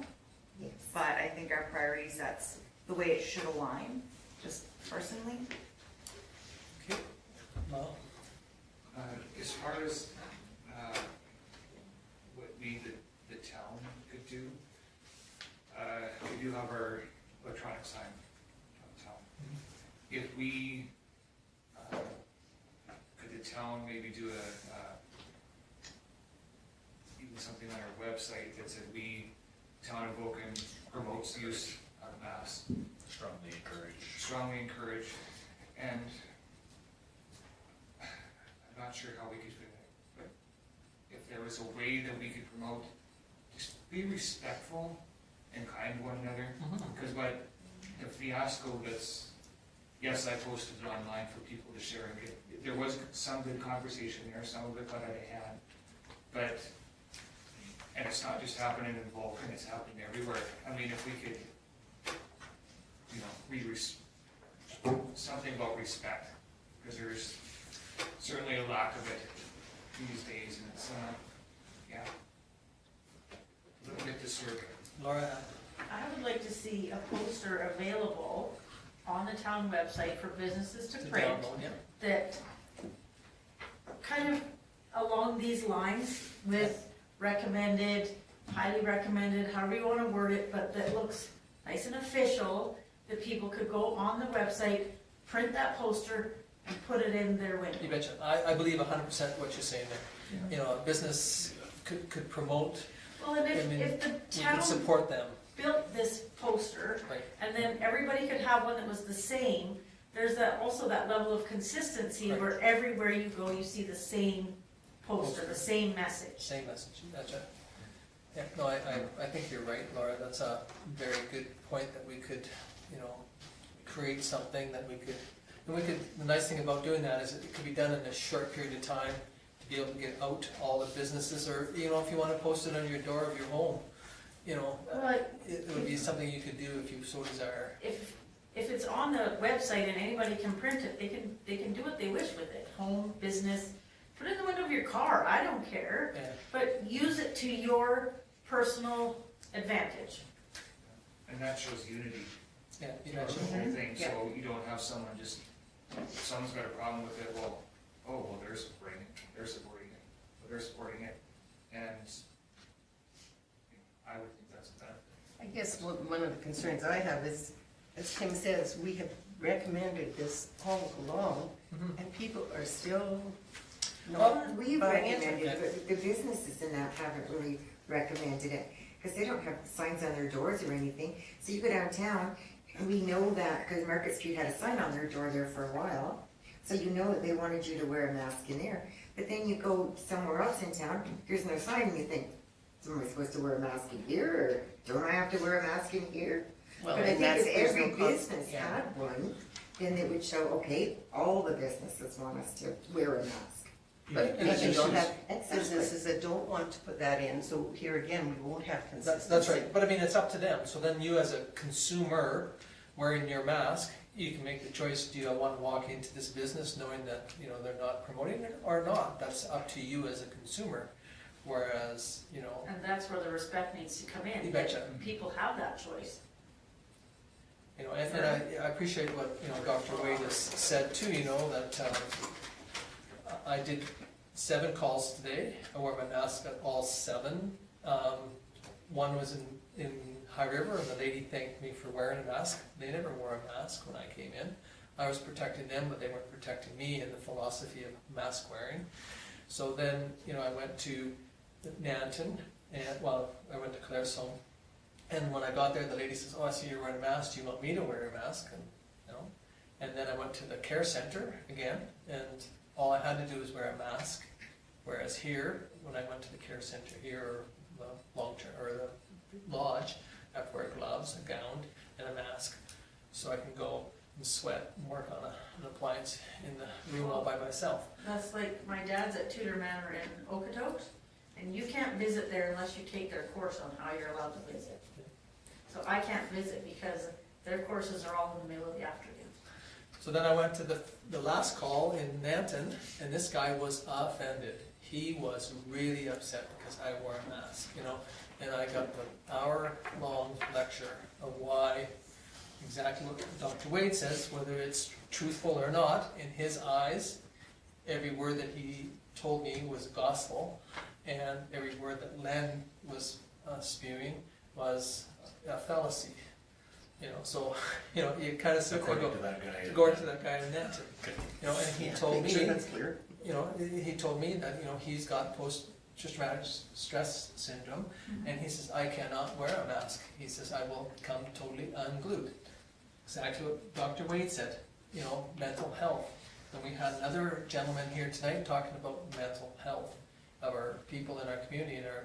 So now all of a sudden, some people, he goes down for groceries, and people look at him like he's something wrong with him because he's not wearing a mask. And in his opinion, he can't wear a mask. So is he supposed to wear a sign saying, I have post-traumatic stress syndrome and I cannot wear a mask? So I mean, I think by dictating to it, and then if the government does it tomorrow, which they did in the province of Saskatchewan, then we'll have no choice. Everybody has to wear one. And that's something from a municipal standpoint, when decisions like this that are a health concern are put onto municipal, is making sure you do it with the right information. That's why Dr. Wade coming in and giving you that information is helpful. We went through something very similar a few years back when we were asked to pass a smoking bylaw. People in our community got together, town passed a smoking bylaw, the province hadn't done anything with it yet. It was a health issue, so town council of the day put in the smoking bylaw for the town of Vulcan that allowed smoking in certain businesses and in restaurants, things like that. And all you had to do was put a sticker on your door making the public aware that you were smoking, and then the public could decide whether they went in or not. Within months of the town passing their bylaw, the provincial government adopted it as regulation, set a whole new set of rules, and all it did was cause confusion and conflict within the town of Vulcan, because businesses thought they were following the town's bylaw, which contradicted the provincial act that they put in place. And it took a long time to, and the only reason I remember that is because at the golf course it was very controversial, because the golf course allowed people to smoke indoors at that time. And because the town had written a bylaw and said you can as long as you have the sticker on the door, when the provincial stuff came down, half the members that wanted to smoke inside the building freaked out and said, well, we don't have to follow what the province says, we can do what the town of Vulcan says, because that's where we live. As we all know, in municipal government, the province trumps anything that you guys do. So you're in a situation now, right now, you're being asked to put a mask bylaw, and really what it comes down to is you're being asked to mandate something. The doctors, the letters that you've asked, have asked you to mandate a mandatory face covering bylaw. Is that something you want to do based on the information you have from AHS, from our local doctors? Do you have enough? Do you want to wait for the province to provide, if they're going to do it tomorrow? What if they don't do it tomorrow? Those are the things that are But really we can't important. put for it you in to place make. till the December meeting anyway, correct? That's right. Okay. But you need to give me direction to bring one Yeah, back and that's right. what you want in it. That's right. And then again, too, we've got to remember that, you know, the one talks about a mask bylaw, and some talk about a face covering. I think the new philosophy is a face covering bylaw. And then when the rules change, that says this is a mask, but it's only a 1-layer mask, now you need a 3-layer mask, is that still a mask? So I think you want a face covering bylaw, if that's what the direction we wish to make. Which could be completely different than what the province puts in place. Yeah. We talked Whatever about we do, we if talked we about do something shields. different tomorrow, Right. we're trumped anyways, right? Other than if we recommend that we create this poster of a mask covering and do it similar to what you'd suggested there, we can do that and it won't be trumped by if somebody wishes to download and say, I want to put this in my car, or my window of my store, or, you know, window of whatever. But anyway, sorry, Lyle. Just another thing, I'm all for the poster and that. Is there, I found Dr. Wade's information very informative. Is there any way we can cut that out from from the minutes from our meeting, that we could be able to post that on a YouTube thing, kind of like along with the mask? We can do that much better through the regional emergency. We've been in contact with Dr. Wade right from the beginning, obviously doing those videos for us. He could possibly do an educational video for us. I think that would be. There is cost into it, but we do have some of that work into our regional emergency. The only thing is that, again, to a degree, his philosophy on numbers is correct, because they're so fluid, they change. You know, the 20 that he threw out today, cases, you know, that's why I question on it, because where did he get that information? Is he pertinent to information that the rest of the public is not? Because I cannot find that 20, I couldn't find that 20 that he had. That's why I questioned it, I wrote it down. But he and did said- say he had contacted AHS for those numbers. Well, yes, but he had, when Kim asked him, where did you get that information from, he said, I'm not sure, I'll have to get it to you. Because we reached out as the letter that I sent to you all, this afternoon, we reached out on Friday and haven't received a response. And, So- But I would think they would have it quicker in than us, but maybe not. and that's, Again, I'm not trying to say that he's wrong, because I mean, you know. It doesn't really matter if there's 1 or 20. making Yeah. sure you're making decisions based on facts. Yeah, Part of the issue with numbers is it's done on your postal code. And if I happen to live the north end of the county, and I pick my mail up in Vulcan, the town, it would show right here. yeah, I'm not sure, I mean, and the problem is that it's really hard to break it down in the map, and in a way, like Lorna said too, degree, and what Nan said too, is, it's right. The numbers are irrelevant, I mean, if we wish to, promote, face coverings in our community, then we do that. If you wish to ask administration to come up with a bylaw for face coverings, we can do that too. You know, we're open for a motion, I guess. Well, I suggest 2 motions. Well, go ahead. Okay, well, I agree with, strongly recommending, and I think the poster and being consistent throughout the whole town is essential, no matter whether it's a bylaw or just a strong recommendation. But I will move that we direct administration to prepare a bylaw regarding the mandate, the mandated use of face coverings by the public within the town of Vulcan, public indoor spaces and/or other spaces where socially distancing is not possible.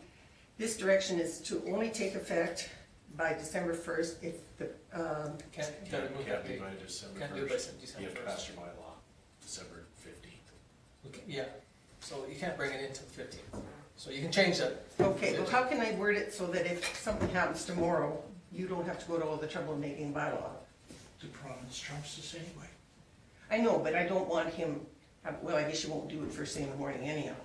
Well, there's no use, because we can't And bring. it might be defeated anyhow, so it's not a Yeah. problem. So I guess what I was just thinking is, we ask this, and then if they bring something forward, it's null and void, Okay, which it is anyhow. so I'm sure you must have more to that after December 1st. Did you have more? Oh, just that unless the province of Alberta legislates different. Oh, okay. Sorry, I didn't mean to cut you off, I just. That's okay. So Lorna's motion to direct administration to Develop this bylaw. develop a bylaw. Do you wanna read it, or do you wanna have it? Well, Karen's gonna have to put it Okay. together, so Can I have a that one copy we of didn't that? have. Okay, I'll give it to you. You want it now? I'll get it after. Yeah. Yeah, So anyway, just, even if we just have something so that it just says develop a bylaw, direct administration to create a mandatory face covering bylaw for the town of Vulcan. and then that's good enough. Yes or no? And you can have your vote. Okay, so Lorna's got a motion on the floor to develop this face covering.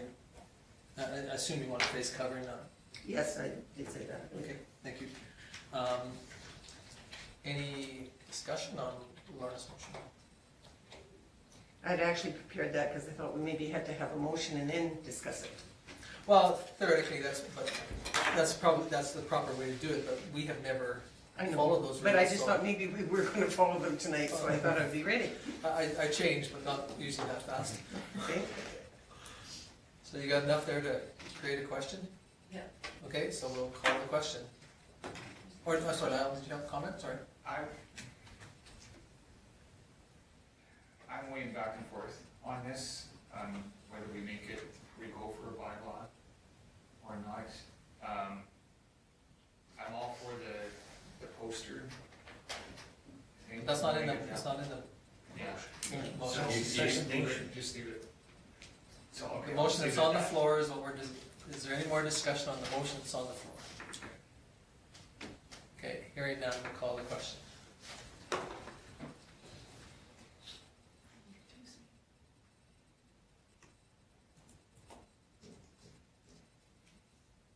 There's only two of us, oh no.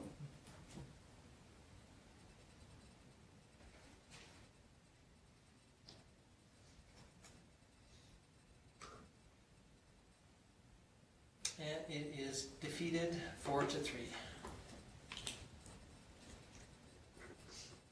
Okay, Is motion going back to signage and recommendation. Administration develops signage for businesses, they can post Promotional material. promotion material. Promoting the use of face coverings in businesses and institutions within this community. Just, We throw in hand washing and distancing too. And in fact, like you go into the library, it's, the face masks or coverings are optional, but sanitizing your hand is not. okay, Laurie, you have a comment, or, Michelle. oh, I'm sorry. Thank you. Well, it just right, there's a way, in terms of incorporating the focus on education and, also making sure to be like, and explore the possibility of another video, or to kind of work that in there somehow, of education being a strong part of it. So is that a, So could we He add, he hasn't finished his motion yet. okay, well, Sorry. you're, Authorize administration to develop promotional material in And that would support be of. indeed part of it. Education well, because materials. promotional material is different than what But- Paul had said. could it not be on the poster that directs you to, like if Dr. Wade's stuff is on YouTube, that just, there's a line there that says, for further information, Dr. Follow this Wade. link. Yeah, follow this link. Yeah. Dr. Wade has videos or something that says, this is Why we're doing this. How- Well, how and you this wear is a face mask. the AHS numbers, and this is the research that's been done to show why we're doing this.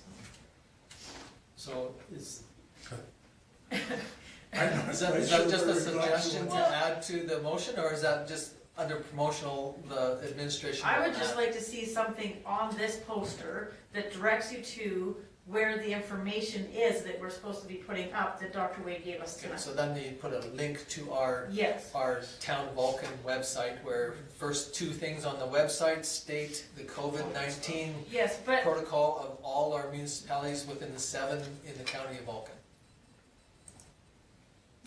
That's what it says. You go to our website. As soon as you open our website, I'll just do it right now. But does it take, Because will those the banners or information that Dr. Wade gave us to, yes, I know, I see that every time I go on the website, but what Right. I'm asking, We can is- add that information. we'll put that information there? See, we can. Okay. We can.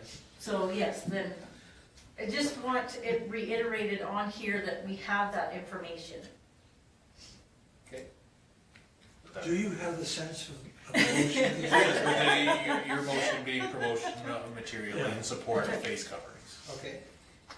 Can we- To all businesses. Well, no, we're gonna, You're just directing me to create this. create it, Okay. and then, Create and distribute it.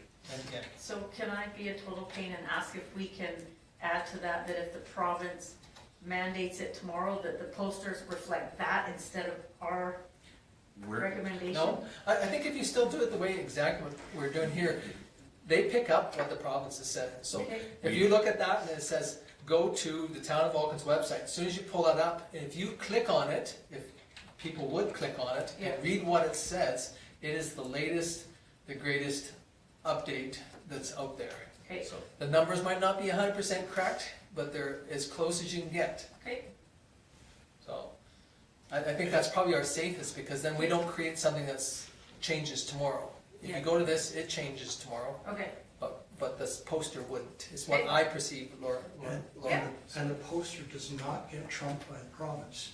It wouldn't, or it doesn't Because- have. because the town You cannot hall, do the stuff anything. we're creating is creating support for the already existing AHS recommendations of wearing masks. Okay. All the proper, Hand we're- cleaning. we're just taking a new approach at trying to get the message out there. Right, it's something that we haven't done, and again, the Vulcan County Regional Management, if we make the poster theoretically, They'll most likely pick it up. they'll pick it up and say, this poster could go to Champion, or it could go to Carmagay, or Okay. Milo, or Loman. We don't really, in my opinion, we shouldn't be too disturbed where it goes to, No, as long as it promotes proper mask wearing, proper hygiene and cleaning your hands, and proper distancing, and exactly what Lyle said, proper attitudes towards each other for respect, you know, so that we don't condemn somebody that is for or against. We promote that, hey, this is what we need to do to keep our numbers down. Yep. So our promotion is on a, I guess, more of a positive than a negative. Yeah. No, there's no fines or anything attached to it. No, it's just, you know, here, I can take, like you said, I can put one inside of my van if I so desire, or hand them out for flyers to my neighbors if I so desire. Print as many as you want. Yeah. Okay, so we got enough direction? Yeah, Karen, you've got, it's just to develop To promotional develop material promotional for, materials for through the use of face coverings for businesses in the community. I think I remove businesses. for the community. For the community. Because I want to be able, you know, I mean, it wouldn't hurt my feelings if it was in everybody's house, you know, on their front door. I mean, it really would. I mean, just to promote proper, The community at large. yeah. And again, maybe it's something that the regional group could pick up on and, To be completely honest, this is something that I'm sure that will be supported by the regional group, so. because, you know, again, you know, every municipality is feeling the same strains of trying to do the right thing. And we all believe that we need to cut this numbers, so. Any other questions or, shouldn't say questions, I'm supposed to ask, any other discussion? If not, we'll call the question.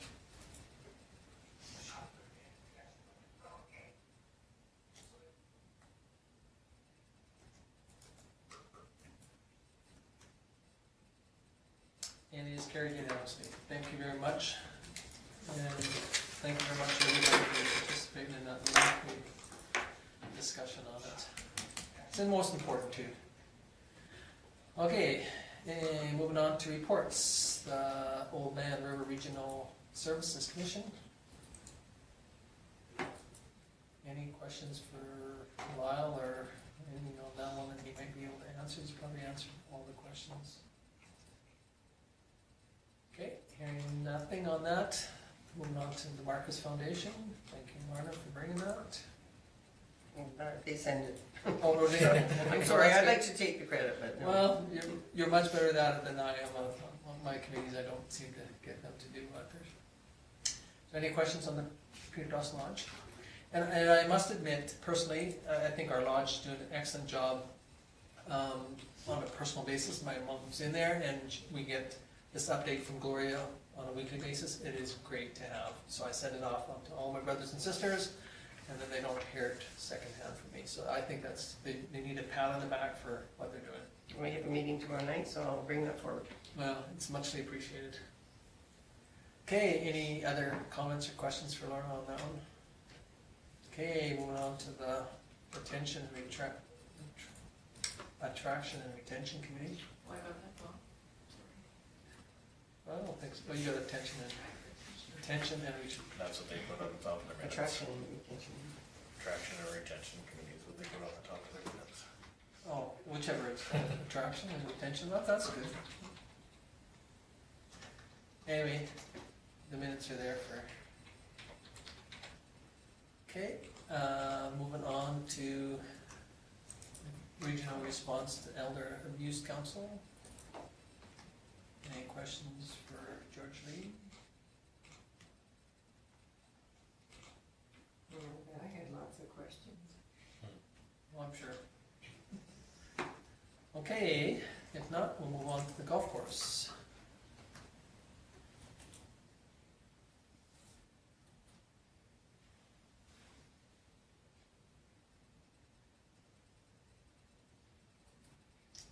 Okay, any questions on any of those? If not, somebody wish to move those for movement? No, George Lee, sorry, I've got marbles in my mouth. George Lee moves that. Any discussion on George Lee's motion? Hearing none, we'll call the question.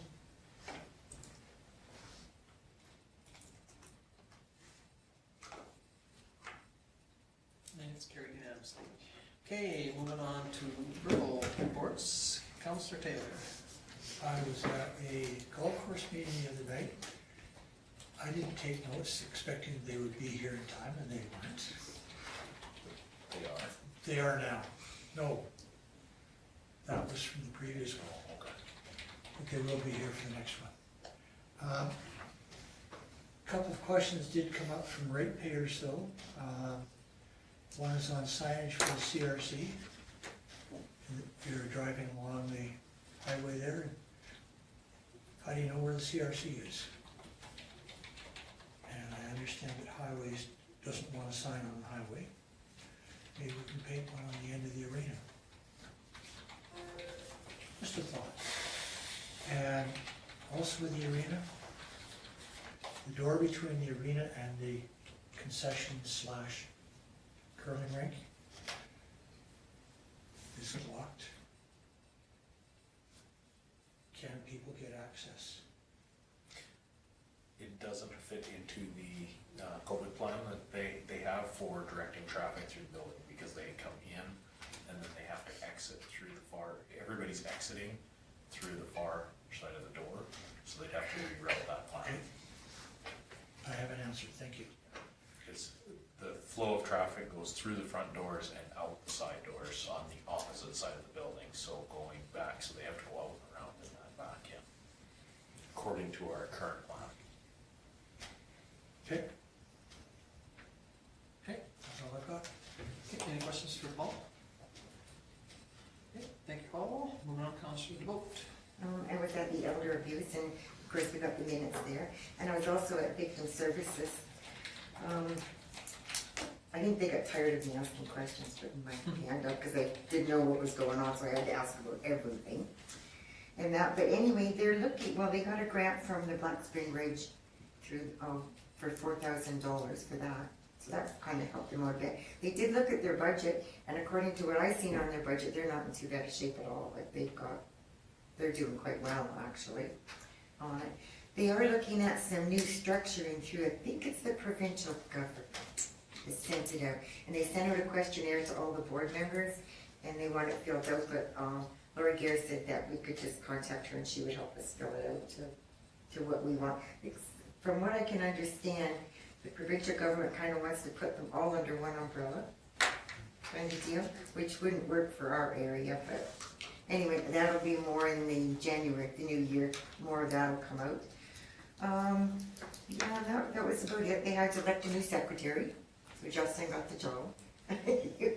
He was quite adamant about it. He said, I'll try it, but I'm not so sure. So, but yeah, other than that, that was it. So. Okay, any questions from Georgia Lee? Okay, hearing none, Councillor Magnuson. I didn't have any committee meetings. I just had some ratepayers talk to me about obviously the face masks, or the mask situation, and more specifically the numbers for the county.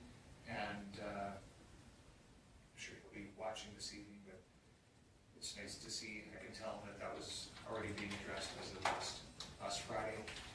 And then there's been also discussion regarding the talk if people, the residents of the town of Vulcan, want to just vote for a council, or if they want to vote for their own mayor. And there's been, it started off kind of, we want to vote for our own mayor, it's not very undemocratic if we don't. And there's been some good thoughts put forward that have actually even changed my mind a little bit about it. So there's been good discussion out there, and that's what they were put out there for people to talk about. So I'm looking forward to seeing how that goes. That's all I have. Okay, any questions from all? Okay, thank you. Councillor House. I had library, tourism got bumped to this coming Thursday due to a lack of quorum. For library, we've got a committee that looks into grants, and we've had some advice from them on putting projects together and applying for grants that are a little more specific in that way. We've got a science, I can't remember the name of the place, but they have science kits that they send to the library, and then the kids take them home and do their science online. I think your kids did them last time. But we've got another round of them, looks like it's coming. Don't send candy home this time. I I'm got nothing. I'm teasing Laura, they love But that's the important part, right, is that they had some fun with it, they probably learned something, right? So it looks like there's another round of them coming. We have currently dealt with all of our patrons of issue. Latest way I could think to put that just now. As far as I know, there haven't been any further issues after the last letter and things have gone out. And, yeah, that's where we're at this point. Any questions for Laura? I have a question. Ask away.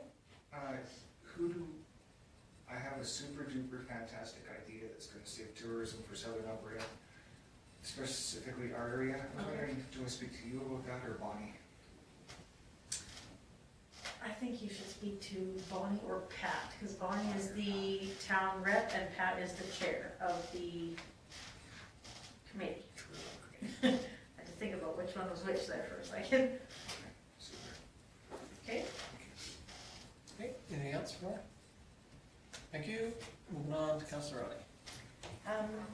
So, had a committee futures meeting, and part of the, basically kind of a non-regular scheduled meeting about the Okotoks Center and sort of our involvement, and right now it's going through and looking at actually like some of the lease agreements and stuff like that for the spaces involved. So we've got a regular meeting coming up, as well as the Chamber of Commerce is trying to schedule their AGM for the end of the month, or next week kind of thing. So I know originally it was going to be meeting in Champion, however, then it got bumped with all the recent happenings and stats of the community. We figured it might be, much more forward-looking to evaluate a Zoom meeting, which I have a feeling is what it's going to probably end up being, just with the trends that we're seeing right now. So that'll be coming up, but yeah, that's all I got. Okay, any questions for Michelle? Thank you, Michelle. We'll move on to Councillor Armstrong. I didn't have any of my meetings. They're tomorrow night and the next night coming up. I think it was like Lyle said, I probably had more contact with ratepayers in this last week and a half than I have had in the last 3 years. And they're fairly vocal, and that's good. And so they should be. So I think if nothing else, this has been great for us to, be reminded that we do have to run a town, and we can't do it just the 7 of us. We need input from everyone. And so that was, actually I found it quite interesting. And some people are very, very adamant, and one way or the other. I actually didn't hear very many against it, but a lot of them wanted to know why we did not have masks. Like, they just found this really, really disturbing. So that's perfectly fine. And I agree. I've had some appointments in Lethbridge and Okotoks, and lately, I honestly, when I went to Lethbridge 2 weeks ago, I saw lots without masks. This last week, practically no one without a mask. Okotoks today, I don't think I saw a soul without a mask. And then I stopped in High River quickly too, and I just at a couple of spots, and I did not see anyone without a mask. So, maybe it is just getting out there and strongly recommending. I truly thought we had strongly recommended, but obviously not in their eyes, so we have to revisit this. That's my soapbox for tonight. Great, thank you. Anything else? Nope. Okay, any questions for Lorna? Thank you, Lorna. Okay, for me, well, I was at the attraction and retention,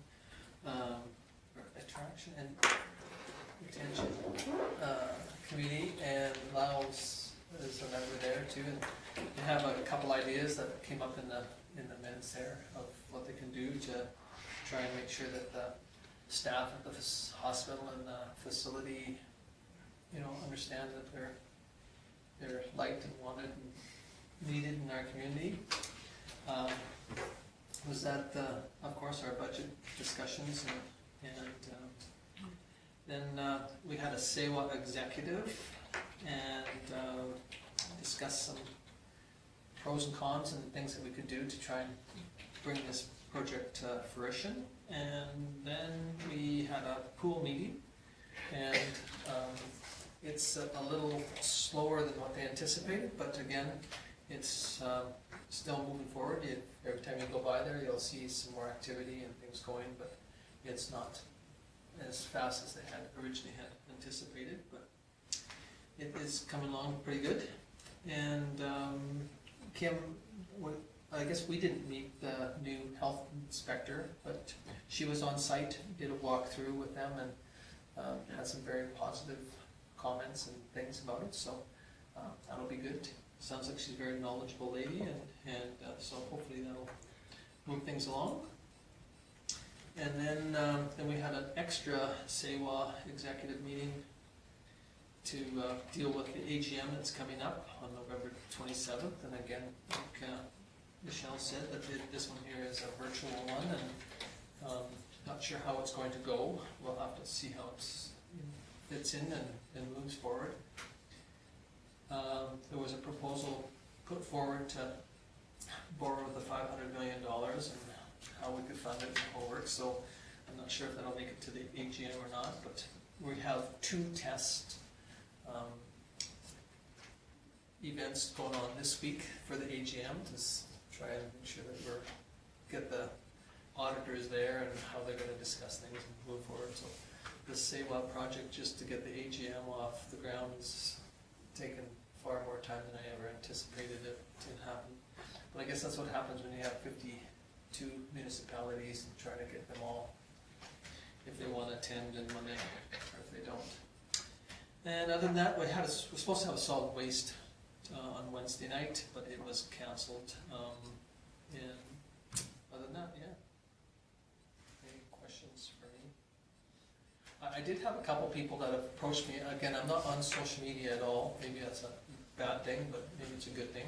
But I have a couple people that, you know, try and fill me in on some of the pros and cons, and I think exactly what Lorna and Lyle has said, that, you know, there's a couple controversies, theoretically controversial items that have been thrown on social media on our behalf or whichever, and it, like Lorna says, it has had lots of comments, and whether they're pro or con, the only part that I was really quite disappointed is when one starts to slam and you know, really, instead of just saying, I appreciate your opinion, it's not mine, you know, and leave it, that they throw their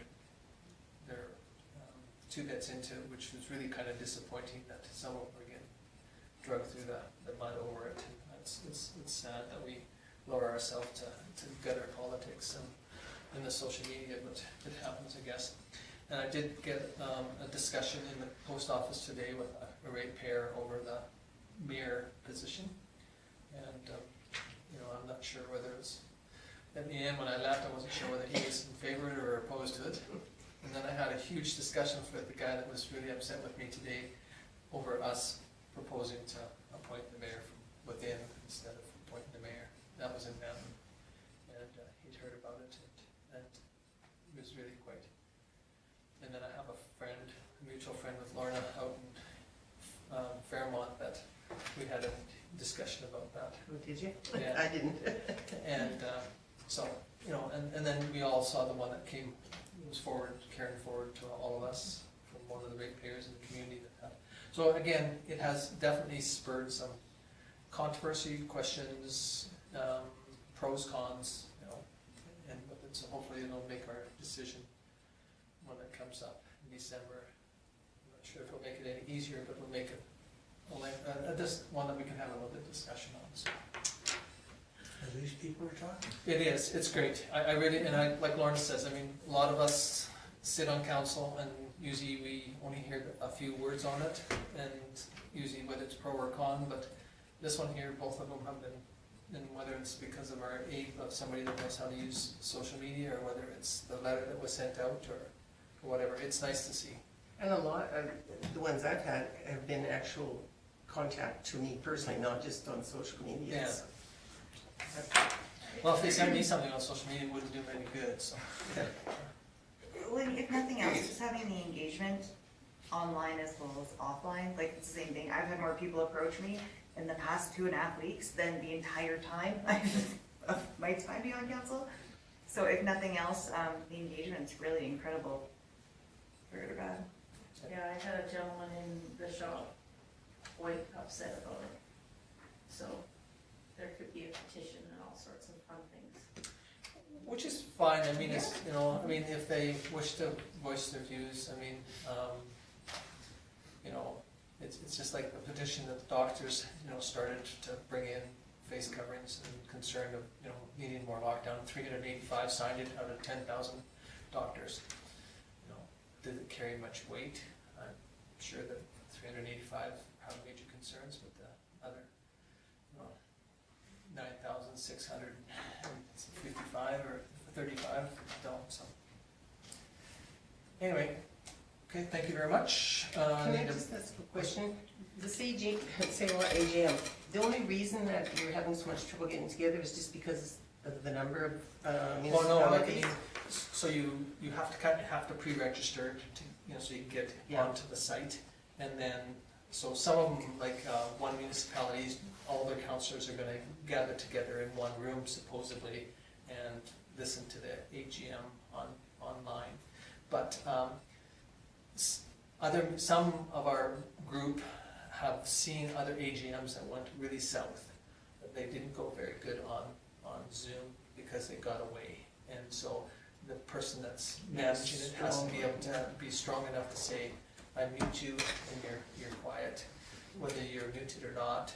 And the chair has to be fairly strong that way. And so it'll be interesting to see whether the chair of the SAWA can do their proper job. Okay, well, we'll look forward to hearing the results of that. Okay, anything else? I need a motion to receive that for information or Lyle. Okay, any discussion on Lyle's motion? Hearing none, we'll call the question.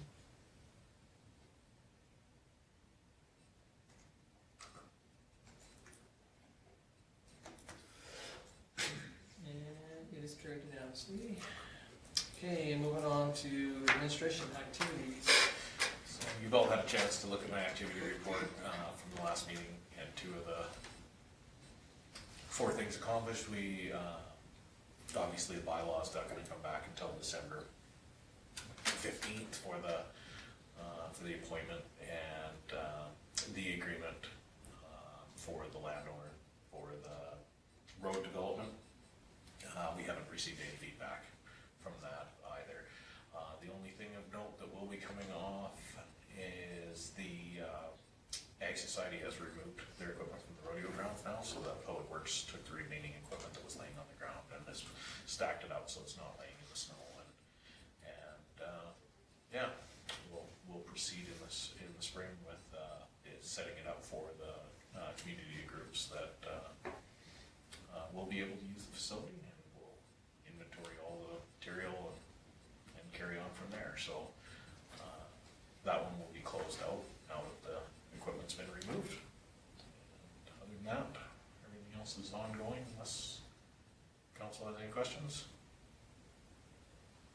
Okay, thank you. Moving on to your mid-November CEO report. Most notable, we've been working on the budget.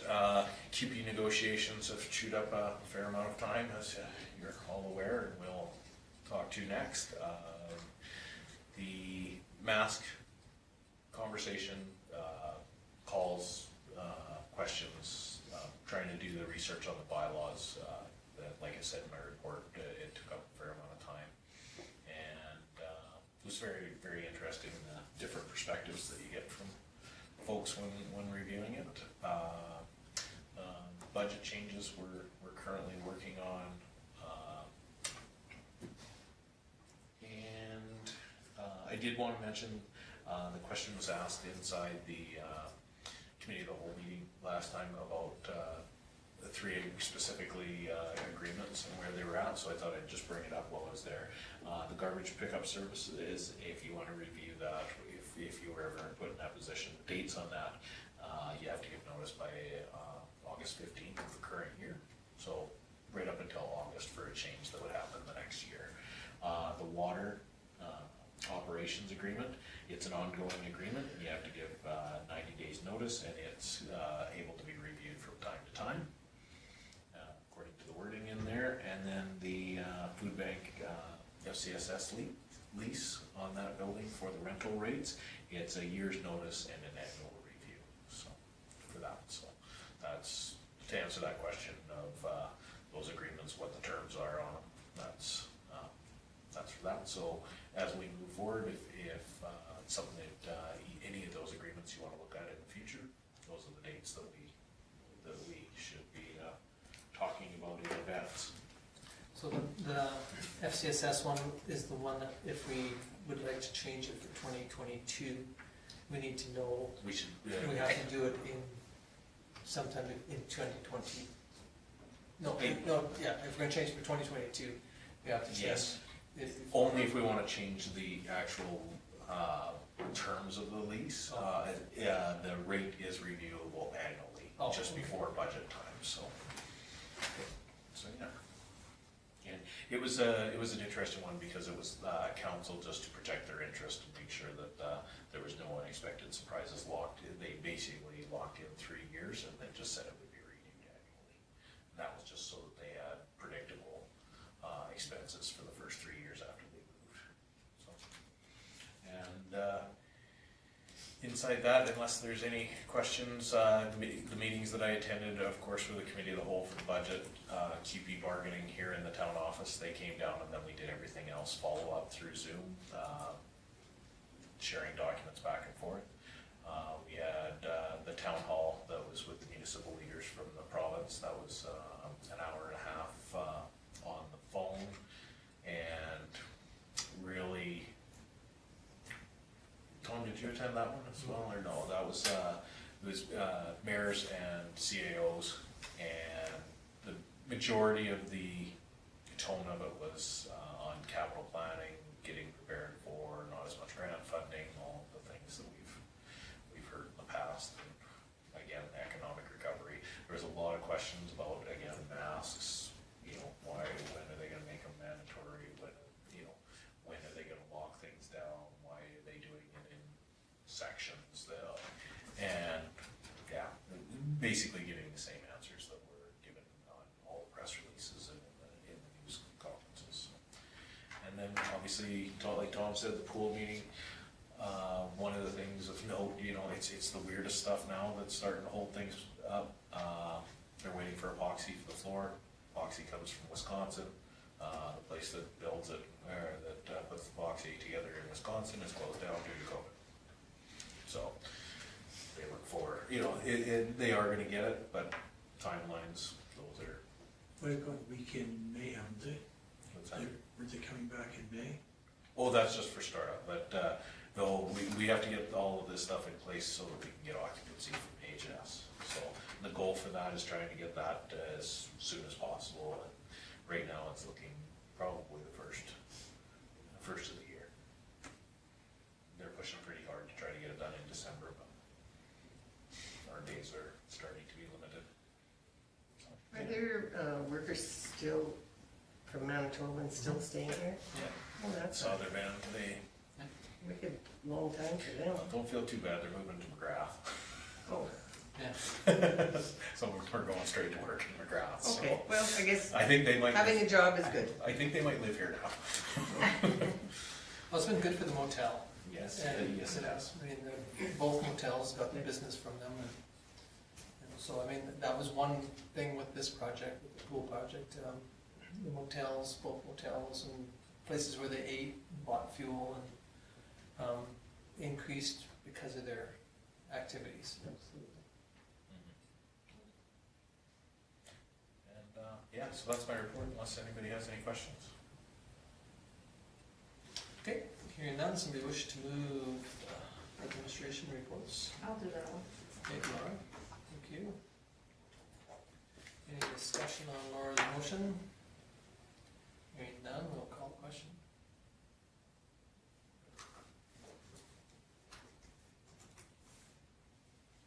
It's carried unanimously. Okay, so I need a motion to go into closed meeting. With Lorna, I guess. Any question on Laura's motion? Hearing none, we'll call the question.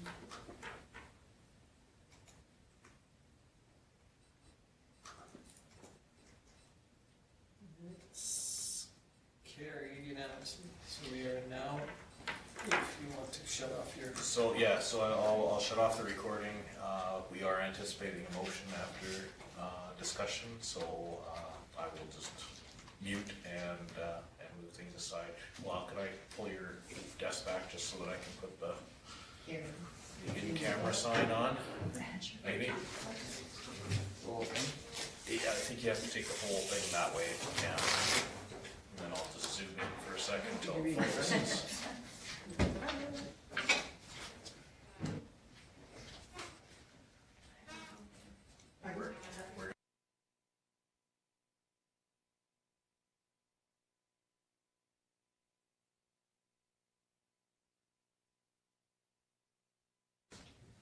We're ready to go. Okay, so George Lee has moved us out of the closed session. Any discussion on George's motion? Hearing none, I'll call the question.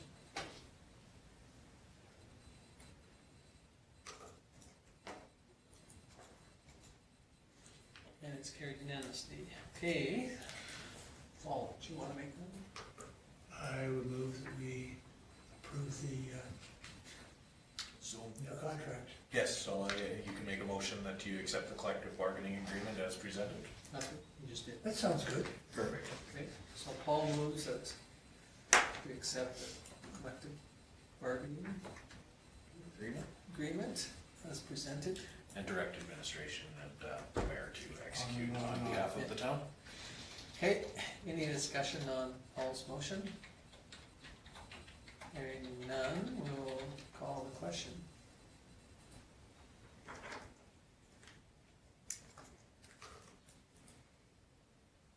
And it's carried unanimously, so looking for one more motion. Michelle, thank you very much. Any question on, discussion on Michelle's motion to adjourn? Hearing none, we'll call the question.